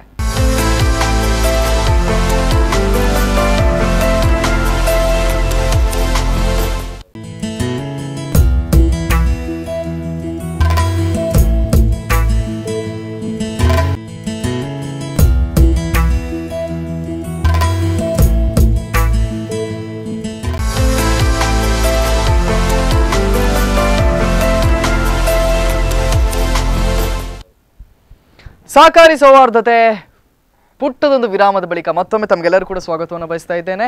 ಸೊ ಅವರೊಟ್ಟಿಗೆ ಚರ್ಚೆಯನ್ನು ಮುಂದುವರಿಸ್ತೇನೆ. ಇನ್ನು ಅನೇಕ ಇನ್ಫಾರ್ಮೇಷನ್ಗಳನ್ನ ತೆಗೆದುಕೊಳ್ಳಲಿಕ್ಕಿದೆ. ಈಗ ಸದ್ಯದ ಪರಿಸ್ಥಿತಿ ಯಾವ ರೀತಿ ಇದೆ ಅಥವಾ ಮುಂದಿನ ಕನಸುಗಳೇನು, ಮುಂದಿನ ನಡೆ ಏನು, ಇವೆಲ್ಲದರ ಕುರಿತಾಗಿ ಚರ್ಚೆ ಮಾಡಲಿಕ್ಕಿದೆ. ಒಂದು ಪುಟ್ಟದೊಂದು ಬೈಟನ್ನು ನಿಮ್ಮೆದುರಿಗೆ ಪ್ಲೇ ಮಾಡ್ತಾ ಇದ್ದೇನೆ. ಎನ್ ರಾಜೇಂದ್ರ ಕುಮಾರ್ ಅವರು ಮಾತಾಡಿದ್ರು. ಇವತ್ತು ಏನೇನು ಮಾತಾಡಿದ್ರು ನೋಡ್ಕೊಂಡು ಬರೋಣ. ಕರ್ನಾಟಕ ರಾಜ್ಯ ಸೌಹಾರ್ದ ಸಂಯುಕ್ತ ಸಹಕಾರಿ ಇದರ ಸಂಯುಕ್ತ ಆಶ್ರಯದಲ್ಲಿ ನಡೆಯುವಂಥ ಸೌಹಾರ್ದ ಸಹಕಾರಿ ದಿನಾಚರಣೆ ಅಂಗವಾಗಿ ಸೌಹಾರ್ದ ಸಹಕಾರಿಗಳ ಸಮಾವೇಶ ಮತ್ತು ಸಂಪರ್ಕದ ಸಭೆಯ ಈ ಒಂದು ಸಭೆಯ ಅಧ್ಯಕ್ಷರು, ನನ್ನ ಆತ್ಮೀಯರು, ಕರ್ನಾಟಕ ರಾಜ್ಯ ಸೌಹಾರ್ದ ಸಹಕಾರಿಯ ಅಧ್ಯಕ್ಷರು ಆದಂಥ ಸನ್ಮಾನ್ಯ ಶ್ರೀ BH ಕೃಷ್ಣರೆಡ್ಡಿಯವರೇ, ನಮ್ಮ ಅವಿಭಜಿತ ದಕ್ಷಿಣ ಕನ್ನಡ ಜಿಲ್ಲೆಯ ಮೀನು ಮಾರಾಟ ಮಹಾಮಂಡಲದ ಅಧ್ಯಕ್ಷರು, ನನ್ನ ಆತ್ಮೀಯರು ಆದಂಥ ಸನ್ಮಾನ್ಯ ಶ್ರೀ ಯಶ್ಪಾಲ್ ಸುವರ್ಣರವರೇ, ಪರಶಿವಮೂರ್ತಿಯವರು, ನಾನು ಮತ್ತು ಯಾರೋ ಒಬ್ಬರು ಇದ್ದರು SS ಪಾಟೀಲ್ರವರು, ಅವರ ಕ್ಯಾಬಿನ್ನಲ್ಲಿ ಕೂತ್ಕೊಂಡು ಈ ಸೌಹಾರ್ದ ಒಂದು ಸಹಕಾರಿ ಸಂಸ್ಥೆ ಮೂಡಿ ಬರಬೇಕು ಅನ್ನುವಂಥದ್ದನ್ನು ಚಿಂತನೆ ಮಾಡಿದ್ವಿ. ಆವಾಗ ಅಲ್ಲಿ ಕೆಲವರು ಹೇಳಿದರು, ಆಂಧ್ರ ಪ್ರದೇಶದಲ್ಲಿ ಪ್ರಾರಂಭ ಆಗಿದೆ, ಅದನ್ನು ನೋಡಿಕೊಂಡು ನಾವು ಮುಂದೆ ಹೋಗ್ಬಾ ಅಂತ. ಇಲ್ಲ ಮಾರೇ ನೀನು ಸುಮ್ಮನಿರು ಅಂತ ಹೇಳಿದರು. ಅವ್ರ ಭಾಷೆನೇ ಆ ಥರ, ಸುಮ್ಮನಿರು ಮಾರೇ ನೀನು, ಅದೆಲ್ಲ ಮುಂದೆ ನೋಡ್ಕೊಳ್ಳುವ, ಈಗ ಮಾಡಿಕೊಳ್ಳುವ. ಶಿವಮೂರ್ತಿಯವರ ಒಂದು ಕಾನೂನು ಚೌಕಟ್ಟನ್ನು ನಿರ್ಮಿಸಿ ಆ ದಿವಸ ನನಗೆ ಕಾಣ್ತದೆ 2001ನೇ ಇಸ್ವಿಯಲ್ಲಿ ಇದು ಪ್ರಾರಂಭ ಆಗಿದೆ. ಆ ಪ್ರಾರಂಭ ಆದ ನಂತರ ನಾವು ಕೂಡ ಲೆಕ್ಕ ಆಗಿತ್ತು ಏನಾಗ್ಬೋದು, ಹೊಸ ಸಹಕಾರಿ ಕಾಯ್ದೆ ಅಡಿಯಲ್ಲಿ ಹೊಸ ಒಂದು ಅಧಿಕಾರ ವಿಕೇಂದ್ರೀಕರಣವಾದಂಥ ಒಂದು ಸಹಕಾರ ಸಂಸ್ಥೆ ಇದು. ಎಲ್ಲವನ್ನು ಜನರಿಗೆ ಬಿಟ್ಟು ನಿಮ್ಮಿಂದ ಆರಿಸಲ್ಪಟ್ಟಂಥ ಒಂದು ಸಹಕಾರಿ ಸಂಸ್ಥೆಯ ಆಡಳಿತ ನೇರವಾಗಿ ನೀವೇ ಮಾಡುವಂಥ ಆಡಳಿತದ ಒಂದು ವ್ಯವಸ್ಥೆಯಲ್ಲಿ ಈ ಸಂಸ್ಥೆಗಳು ನಡೀತಾ ಇದೆ. ನಡೆಯುವಂಥ ಒಳ್ಳೆಯ ಕೆಲಸಗಳು ಬಹಳ ನಡೀತಾ ಇದೆ. ಸಿದ್ಧಾಂತಿಯವರು ಹೇಳಿದ ಹಾಗೆ ದೇಶದ ಕಟ್ಟ ಕಡೆ ಒಬ್ಬ ವ್ಯಕ್ತಿಯನ್ನು ಮುಟ್ಟುವಂಥ ವ್ಯವಸ್ಥೆ ಇದ್ದರೆ ಅದು ಸಹಕಾರಿ ಕ್ಷೇತ್ರ. ಬೇರೆ ಯಾವುದೇ ಕ್ಷೇತ್ರದಲ್ಲಿ ಈ ಕಟ್ಟ ಕಡೆಯ ವ್ಯವಸ್ಥೆಯಲ್ಲಿ ಮುಟ್ಟುವಂಥ ಮನಸ್ಸನ್ನು ಮುಟ್ಟುವಂಥ ವ್ಯವಸ್ಥೆ ಯಾವುದೂ ಇಲ್ಲ. ಬೇರೆಲ್ಲ ವ್ಯವಸ್ಥೆಗಳಲ್ಲಿ ದಲ್ಲಾಳಿಗಳು ಮುಖಾಂತರ ಕೆಲಸ ಮಾಡುವಂಥ ಒಂದು ವ್ಯವಸ್ಥೆ. ಸಹಕಾರಿ ಕ್ಷೇತ್ರದಲ್ಲಿ ಯಾವುದೇ ದಲ್ಲಾಳಿಗಳಲ್ಲಿದೆ, ನೇರವಾಗಿ ಕೆಲಸವನ್ನು ಮಾಡುವಂಥ ಫಲಾನುಭವಿಗಳಿಗೆ ಸರ್ಕಾರದ ಯಾವುದೇ ಫಲಾನುಭವಿಗಳೇ ನೇರವಾಗಿ ಸರ್ಕಾರದ ಯೋಜನೆಗಳು ತಲುಪುವಂಥ ವ್ಯವಸ್ಥೆ ಒಂದಿದ್ರೆ ಅದು ಸಹಕಾರಿ ಕ್ಷೇತ್ರ ಅಂತ ಹೇಳಿಕೆ ನಮಗೆ ಭಾಳ ಸಂತೋಷ ಆಗ್ತಾ ಇದೆ. ಬೇರೆ ಎಲ್ಲ ಕಡೆ ಸೊ ಅವರು ಮಾತಾಡಿದ್ದನ್ನು ಕೂಡ ಕೇಳಿಸ್ಕೊಂಡ್ರಿ. ಮತ್ತೊಮ್ಮೆ ತಮಗಿಬ್ಬರು ಕೂಡ ಕಾರ್ಯಕ್ರಮಕ್ಕೆ ಸ್ವಾಗತವನ್ನು ಬಯಸ್ತಾ ಇದ್ದೇನೆ. ಸರ್ ಅವರು ಮಾತಾಡಿದ ಅಂಶಗಳನ್ನೇ ಇದುವರೆಗೆ ನಾವು ಕೂಡ ಚರ್ಚೆಯನ್ನು ಮಾಡ್ತಾ ಇದ್ವಿ. ಸರ್ ತಮ್ಮಲ್ಲಿ ಕೇಳುವುದಾದ್ರೆ ಕರಾವಳಿ ಭಾಗವನ್ನು, ಸೊ ತಾವು ಕೋಟದವರೇ, ಹಾಗಾಗಿ ಕರಾವಳಿ ಭಾಗ ತಮಗೆ ಬಹಳ ಚೆನ್ನಾಗಿ ಗೊತ್ತಿದೆ. ಸೊ ಈ ಭಾಗವನ್ನು ಪರಿಗಣಿಸಿದಾಗ ಕೋರ್ ಅಂತ ನಾವು ಹೇಳಿದರೆ ಮೀನುಗಾರರನ್ನು ಅಥವಾ ಮೀನುಗಾರರಿಗೆ ಸಹಕಾರಿಯ ಕ್ಷೇತ್ರದಲ್ಲಿ ಯಾವ ರೀತಿ ಅವರನ್ನು ಸೆಳೆಯಲಾಗ್ತಾ ಇದೆ, ಅಥವಾ ಅವರಿಗೆ ಯಾವ ರೀತಿಯಾಗಿ ಲೋನ್ಗಳನ್ನು ಅಥವಾ ಬೇರೆ ಬೇರೆ ಉದ್ದೇಶಗಳಿಗಾಗಿ ಅವರಿಗೆ ಯಾವ ರೀತಿ ಸಕ್ರಿಯವಾಗಿರಲಿಕ್ಕೆ ಮಾಡಲಾಗ್ತದೆ, ಪ್ರೇರೇಪಣೆ? ಬಹುಶಃ ಕರಾವಳಿ ಬೆಲ್ಟಲ್ಲಿ ಮೀನುಗಾರರ ಸಹಕಾರಿ ಸಂಘಗಳು ಉಡುಪಿ ಮತ್ತು ದಕ್ಷಿಣ ಕನ್ನಡ ಜಿಲ್ಲೆಯಲ್ಲಿ 60ಕ್ಕಿಂತ ಜಾಸ್ತಿ ಇದೆ. ಅದು ಒಂದು 10-15 ಸೌಹಾರ್ದದಲ್ಲಿ ಇದೆ ಮತ್ತು ಹಳೆ ಕಾಯ್ದೆಯಲ್ಲಿ ಇದೆ. ಎರಡೂ ಕಾಯ್ದೆಯಲ್ಲಿ ಸಹ ಸಂಪೂರ್ಣವಾಗಿ ಮೀನುಗಾರರು ಪ್ರತ್ಯಕ್ಷವಾಗಿ ಪರೋಕ್ಷವಾಗಿ ಸಹಕಾರಿ ಸಂಘದಲ್ಲಿ ತೊಡಗಿಸ್ಕೊಂಡಿದ್ದಾರೆ. ಯಾಕಂತ ಕೇಳಿದರೆ ರೀಸನ್ ಎಷ್ಟೇ, ಅಲ್ಲಿ ಮೀನು ಮಾರಾಟ ಮಾಡೋದು ಹಿಡಿದ ಅಥವಾ ಅಲ್ಲಿನ ಡೀಸೆಲ್ ಸಬ್ಸಿಡಿ ಇರ್ಬೋದು, ಡೀಸೆಲ್ ಬಂಕ್ಗಳಿರ್ಬೋದು, ಎಲ್ಲದೂ ಬಹುತೇಕ 90% ಸಹಕಾರಿ ರಂಗದಲ್ಲಿ ನಡೀತಾ ಇದೆ. ಇನ್ನು ಉಡುಪಿ ಹೋದರೆ ಅದು ಮಲ್ಪೆಯಲ್ಲಿ ಅಥವಾ ಮಂಗಳೂರಿನಲ್ಲಿ ಎಲ್ಲ ಬಂದರುಗಳಲ್ಲಿಯೂ ಬಹುಶಃ ಅತಿ ಹೆಚ್ಚು ಸಹಕಾರಿ ಸಂಘಗಳು ನಾವು ಮಲ್ಪೆಯಲ್ಲಿ ನೋಡ್ತೇವೆ. 10ಕ್ಕಿಂತ ಜಾಸ್ತಿ ಅಲ್ಲಿ ಸಹಕಾರಿ ಸಂಸ್ಥೆಗಳಿದೆ. ಅದರಲ್ಲಿ ಪೆಟ್ರೋಲ್ ಬಂಕ್ಗಳಿದೆ, ಮೀನು ವ್ಯಾಪಾರ ಮಾಡ್ತಾರೆ, ಟ್ರೇಡಿಂಗನ್ನು ಹೇಳ್ತೇವೆ, ಅದು ಮಾಡ್ತೇವೆ, ಸಾಲ ಕೊಡ್ತಾರೆ. ಎಲ್ಲ ರೀತಿಯ ಆಪದ್ ಬಾಂಧವರಾಗಿ ಮೀನುಗಾರರಿಗೆ ಸಹಕಾರಿ ಸಂಸ್ಥೆಗಳು ಕೆಲಸ ಮಾಡ್ತವೆ. ಎಸ್ಪೆಷಲಿ ನಮ್ಮ ಕೋಟೇಶ್ವರ ಈಚೆ ಕಡೆ ಭಾಗದಲ್ಲಿ ಬಂದು ನೋಡಿದ್ರೆ ಆ ಭಾಗದ ಜನಗಳಲ್ಲಿ ಬ್ಯಾಂಕ್ ಅನ್ನುವಂಥದ್ದೇ ಬಾಯಲ್ಲಿಲ್ಲ. ಅವರಲ್ಲಿ ನಮ್ಮ ಸೊಸೈಟಿ ಅಂತ ಹೇಳಿದ್ರೆ ಇದೆ ಸಹಕಾರಿ. ಅದರೊಟ್ಟಿಗೆ ಅಲ್ಲಿ ಆಪದ್ ಬಾಂಧವರಾಗಿ ಮರಣ ನಿಧಿಯನ್ನು ಸಹ ನೀಡಲ್ಪಡ್ತಾರೆ. ಅಮೌಂಟ್ ಎಷ್ಟೇ ಇರಲಿ, ಅದು ಅಕಸ್ಮಾತ್ತಾಗಿ ಎಲ್ಲಾದರೂ ಮೀನುಗಾರ ಮೃತ ಹೊಂದಾಗ ಮತ್ತೆ ಸರ್ಕಾರದಿಂದ ಏನು ಅಮೌಂಟ್ ಇದೆ ಅದನ್ನು ಪಡೀಲಿಕ್ಕೆ ಸಹ ಅದು ಸಹಾಯ ಮಾಡ್ತಾ ಇದೆ. ಅವಘಡಗಳಾದಲ್ಲಿ ಸಹ. ಸೊ ಎಲ್ಲ ರೀತಿಯಲ್ಲಿಯೂ ಕೂಡ ಸೊ ಸಂಪೂರ್ಣವಾಗಿ ಆಪದ್ ಬಾಂಧವರಾಗಿಯೂ ಕೂಡ ಅವರ ಕೈಯನ್ನ ಹಿಡಿದು ನಡೆಸ್ಕೊಂಡು ಹೋಗುವ ಹಾದಿ ಸಂಪೂರ್ಣವಾದ ಜವಾಬ್ದಾರಿಯನ್ನು ಸಹಕಾರಿ ಕ್ಷೇತ್ರ ವಹಿಸ್ಕೊಳ್ತಾ ಇದೆ ಅಂತಾನೆ ಹೇಳ್ಬೋದೇನೋ ಸರ್. ಈಗ ಇನ್ನೊಂದು ಪ್ರಶ್ನೆ ಬರ್ತದೆ, ಈ ಒಂದು ಆಡಿಟಿಂಗ್ಗಳನ್ನ ಅಥವಾ ಈ ಎಲ್ಲ ಇಷ್ಟು ದೊಡ್ಡ ಮಟ್ಟದ ಈ ಎಲ್ಲ ಟ್ಯಾಕ್ಸ್ ಆಗಿರಬಹುದು ಇವೆಲ್ಲವನ್ನ ನೋಡಿಕೊಳ್ಳುವುದು ಹೇಗೆ ಅಥವಾ ಹೇಗೆ ಇದನ್ನೆಲ್ಲ ನಿಭಾಯಿಸ್ಕೊಂಡು ಹೋಗ್ತೀರಿ ನೀವು? ಸರ್, ವಿಶೇಷವಾಗಿ ಕರ್ನಾಟಕ ರಾಜ್ಯ ಸಂಯುಕ್ತ ಸಹಕಾರಿ ಇದನ್ನು ಪೂರ್ಣ ಪ್ರಮಾಣದಲ್ಲಿ ಇಷ್ಟರವರೆಗೂ ಎಫೆಕ್ಟಿವ್ ಆಗಿ ಮಾಡ್ತಾ ಇತ್ತು. ಆದರೆ ರೀಸೆಂಟಾಗಿ ಒಂದು 3 ವರ್ಷ 2013ರಲ್ಲಿ ರಾಜ್ಯ ಸರ್ಕಾರ ಆಡಿಟ್ ಇದಕ್ಕೆ ಒಂದು ಕಾಯ್ದೆಗೆ ಅಮೆಂಡ್ಮೆಂಟ್ ತಂದು ಈಗ ಕೋಆಪರೇಟಿವ್ ಆಡಿಟ್ ಡಿಪಾರ್ಟ್ಮೆಂಟ್ ಜೊತೆ ಇದನ್ನು ಜೋಡಿಸ್ತು. ಅದೇ ಸರ್ಕಾರದಿಂದ ಅದನ್ನು ಜೋಡಿಸ್ತಾ ಹೋಯಿತು. ಅದು ಜೋಡಿಸಿದ ಮೇಲೆ ಸಂಯುಕ್ತ ಸಹಕಾರಿ ಮೊದಲು ಏನು ಆಡಿಟ್ರಿಗೆಲ್ಲ ಕರೆದು ಅವ್ರದ್ದೇ ಟ್ರೈನಿಂಗು ಎಲ್ಲ ವ್ಯವಸ್ಥೆ ಮಾಡಿ ಅವ್ರನ್ನ ಅಕೌಂಟಬಿಲಿಟಿ ಫಿಕ್ಸ್ ಮಾಡಿ ಸುಮಾರು 95% ಅಷ್ಟು ಸಂಸ್ಥೆಗಳ ಆಡಿಟ್ ಪಕ್ಕಾ ಆಗಿರೋದು. ಪ್ರತಿ ವರ್ಷಗಳು ಅದನ್ನ ರಿವ್ಯೂ ಮಾಡಿ ಅವ್ರಿಗೇನು ಗೈಡ್ಲೈನ್ ಕೊಡಬೇಕಂತ ಸಂಯುಕ್ತ ಸಹಕಾರಿ ಎಫೆಕ್ಟಿವಿಂದ ಮಾಡ್ತಾ ಇತ್ತು. ಆದರೆ ಸರ್ಕಾರದ ಈ ಒಂದು ತಿದ್ದುಪಡಿಯಿಂದ ನಮಗೆ ಸಂಯುಕ್ತ ಸಹಕಾರಿಗೆ ಏನು ತೊಂದರೆ ಆಗಿದೆ, ನಮ್ಮ ಸೌಹಾರ್ದ ಸಹಕಾರಿಗಳಿಗೆ ಕೂಡ ಈಗ ಆಡಿಟ್ ಸರ್ಕಾರನೇ ಮಾಡ್ತಾ ಇರೋದ್ರಿಂದ, ಕೋಆಪರೇಟಿವ್ ಆಡಿಟ್ ಡಿಪಾರ್ಟ್ಮೆಂಟ್ ಮಾಡ್ತಾ ಇರೋದ್ರಿಂದ ಈ ಆಡಿಟ್ ಆಗೋಂಥ ಸಂಸ್ಥೆಗಳು ಗಣನೀಯವಾಗಿ ಕಡಿಮೆ ಆಗಿಬಿಟ್ಟಿದೆ ಸರ್. ಸುಮಾರು ಒಂದು 30% ಕಡಿಮೆ ಆಗಿದೆ. ಇದರಿಂದ ನಮ್ಗೆ ಏನಾಗ್ತದೆ, ಯಾವ ಸಂಸ್ಥೆಯನ್ನು ನಷ್ಟದಲ್ಲಿದೆಯಾ, ಯಾವ ಸಂಸ್ಥೆಯನ್ನು ಬೇರೆ ಬೇರೆ ಆ್ಯಕ್ಟಿವಿಟಿ ಮಾಡ್ತಾ ಇದೆಯಾ, ಅವ್ರಿಗೇನೋ ಗೈಡ್ಲೈನ್ ಮಾಡಬೇಕು ಅನ್ನೋದು ಇನ್ಫಾರ್ಮೇಷನ್ ಲ್ಯಾಕ್ ಆಗಿದೆ. ಹಂಗಾಗಿ ಈಗ ಅದನ್ನು ಕೋಆಪರೇಟಿವ್ ಆಡಿಟ್ ಡಿಪಾರ್ಟ್ಮೆಂಟ್ ಸಮರ್ಥವಾಗಿ ನಿಭಾಯಿಸಲಿಕ್ಕೆ ಆಗ್ತಾ ಇಲ್ಲ. ಅದಕ್ಕೋಸ್ಕರ ನಾವು ಮಾನ್ಯ ಸಹಕಾರ ಸಚಿವರಾದ ರಮೇಶ್ ಜಾರಕಿಹೊಳಿ ಅವರ ಜೊತೆ ಇದನ್ನು ನಿರಂತರವಾಗಿ ಸಂಪರ್ಕ ಮಾಡಿಕೊಂಡು ಕಾಯ್ದೆ ಆಶಯ ಏನಿತ್ತು, ಕಾಯ್ದೆ ಬಂದಾಗ ಯಾವ ರೀತಿ ಇತ್ತು, ಸಂಯುಕ್ತ ಸಹಕಾರಿನ ಆಡಿಟ್ ಪ್ಯಾನಲ್ ಮಾಡಿಕೊಂಡು ಸಂಯುಕ್ತ ಸಹಕಾರಿನ ಆಡಿಟ್ ಮಾಡಿಸಿ ಅದರಲ್ಲಿ ಏನಾದರೂ ನ್ಯೂನತೆಗಳಿದ್ರೆ ಸಂಯುಕ್ತ ಸಹಕಾರಿನ guide friend philosopher guide type act ಮಾಡೋ ಅಂತ ಸಿಚುವೇಶನ್ ಕ್ರಿಯೇಟ್ ಮಾಡಿಕೊಡ್ಬೇಕು ಅಂತ ಮಾನ್ಯ ರಮೇಶ್ ಜಾರಕಿಹೊಳಿ ನಾವು ರಿಕ್ವೆಸ್ಟ್ ಮಾಡಿಕೊಂಡಾಗ, ಆಮೇಲೆ ಮಾನ್ಯ ಮುಖ್ಯಮಂತ್ರಿಗಳು ಸಿದ್ದರಾಮಯ್ಯನವರಲ್ಲಿ ನಾವು ಮನವಿ ಕೊಟ್ಟಾಗ ಇಬ್ಬರೂ ಕೂಡ ಒಪ್ಕೊಂಡು ಬೆಳಗಾಂ ಅಧಿವೇಶನದಲ್ಲಿ ಸಹಕಾರ ಸಚಿವರು ಕ್ಲಿಯರ್ ಕಟ್ ಆಗಿ ಈ ಸಲ ಆಡಿಟ್ ಎಂಪ್ಯಾನಲ್ ಮಾಡೋದು, ಆಡಿಟ್ ಮಾಡಿಸೋಂಥ ವ್ಯವಸ್ಥೆ ನಿಮಗೆ ಕೊಡ್ತೇವೆ, ಎಫೆಕ್ಟಿವ್ ಮಾಡ್ಕೊಂಡು ಹೋಗಬೇಕು ಅನ್ನೋ ಅಸೂರೆನ್ಸ್ ಕೊಟ್ಟಿದ್ದಾರೆ. ಸರ್ಕಾರಕ್ಕೆ ಅದನ್ನು ನಾವೀಗ ಅಖಂಡವಾಗಿ ನಮ್ಗೇನು ಸಮಸ್ಯೆಗಳಿದೆಯೋ ಕಾಯ್ದೆನ ತಿದ್ದುಪಡಿ ಮಾಡಿಕೊಡಿ ಅಂತಂದು ನಾವು ಸಬ್ಮಿಟ್ ಮಾಡಿದ್ದೇವೆ. ಅದನ್ನ ತಿದ್ದುಪಡಿ ಮಾಡಿಕೊಡ್ತೀವಿ ಈ ಸೆಷನ್ನಲ್ಲಿ ಅಂತ ಈ ಇದೇ ಜನವರಿ ಸೆಷನ್ನಲ್ಲಿ ತಿದ್ದುಪಡಿ ಆಗ್ತದೆ ಅನ್ನುವಂಥ ಭರವಸೆ ಇದೆ. ಹೌದು ಸರ್, ಹೌದು. ತಮ್ಮ ಮೂಲಕ ಕೂಡ ನಾನು ಸನ್ಮಾನ್ಯ ಸಹಕಾರ ಸಚಿವರಲ್ಲಿ ಕೂಡ ವಿನಮ್ರವಾಗಿ ಮನವಿ ಮಾಡ್ಕೊಳ್ತಾ ಇರೋದು, ನಮ್ಮ ಜೊತೆ ತಾವು ಇದ್ಕೊಂಡು ಈ ಒಂದು ಕಾಯ್ದೆಗೆ ತಿದ್ದುಪಡಿ ಮಾಡೋಂಥ ಕೆಲಸ ಮಾಡಿದ್ರೆ ಮಾನ್ಯ ಮುಖ್ಯಮಂತ್ರಿಗಳಿಗೂ ಮಾನ್ಯ ಸಹಕಾರ ಸಚಿವರಿಗೂ ಮೋಸ್ಟ್ಲಿ ಎಲ್ಲ ರಾಜ್ಯದ 4300 ಸೌಹಾರ್ದ ಸಹಕಾರಿಗಳ ಸುಮಾರು 50 ಲಕ್ಷ ಸದಸ್ಯರ ಪರವಾಗಿ ತುಂಬ ಧನ್ಯವಾದಗಳನ್ನ ಸರ್ಕಾರಕ್ಕೆ ನಾವು ತಿಳಿಸೋಂಥ ಕೆಲಸ ಮಾಡ್ತೀವಿ. ಖಂಡಿತ ಜಾರಕಿಹೊಳಿ ಅವರಿಗೆ, ರಮೇಶ್ ಜಾರಕಿಹೊಳಿ ಅವರಿಗೆ ಅಥವಾ ಮಾನ್ಯ ಮುಖ್ಯಮಂತ್ರಿಗಳಿಗೆ ಈ ಒಂದು ಮಾತುಗಳನ್ನು ಮುಟ್ಟಿಸುವಂಥ ಪ್ರಯತ್ನವನ್ನು ನಾವು ಕೂಡ ಮಾಡ್ತೇವೆ. ಸೊ ತಮ್ಮ ಕಳಕಳಿ ಅಥವಾ ತಮ್ಮ ಮನವಿ ಏನಿದೆ ಅವರಿಗೆ ಮುಟ್ಟಿಸುವಂಥ ಪ್ರಯತ್ನವನ್ನು ನಾವು ಕೂಡ ಮಾಡ್ತೇವೆ. ಸರ್, ತಮ್ಮಲ್ಲಿ ಕೇಳುವುದಾದ್ರೆ ಇನ್ನು ಮುಂದಿನ ಪರಿಕಲ್ಪನೆ ಅಥವಾ ಇನ್ನು ಮುಂದೆ ಸಹಕಾರಿ ಚಳುವಳಿ ಯಾವ ರೀತಿ ಆಗಬೇಕು ಅಂತ ತಾವು ಹೇಳ್ತೀರಿ? ಬಹುಶಃ ಸಹಕಾರಿ ಚಳುವಳಿ ಜನರ ಕಡೆಗೆ ಅಂದರೆ ಕಟ್ಟ ಕಡೆಗಾಗಿ ನಮ್ಮ ಜನರನ್ನು ಸಾಮಾಜಿಕವಾಗಿ ಆರ್ಥಿಕವಾಗಿ ಸ್ವಾವಲಂಬಿಗಳನ್ನು ಮಾಡಿ ಗ್ರಾಮೀಣ ಭಾರತ ಏನಾಗಬೇಕಂದ್ರೆ ನಾವು ಪಟ್ಟಣದಲ್ಲಿ ಏನು ನೋಡ್ತೇವೆ ಆ ರೀತಿಯ ಮಟ್ಟಕ್ಕೆ ಸಹಕಾರಿ ವ್ಯವಸ್ಥೆ ಮೂಲಕ ಆಗಬೇಕು. ಯಾಕಂದ್ರೆ ಕಡೆ ಇನ್ಕಮ್ ಡಿಸ್ಟ್ರಿಬ್ಯೂಟ್ ಆಗತ್ತೆ.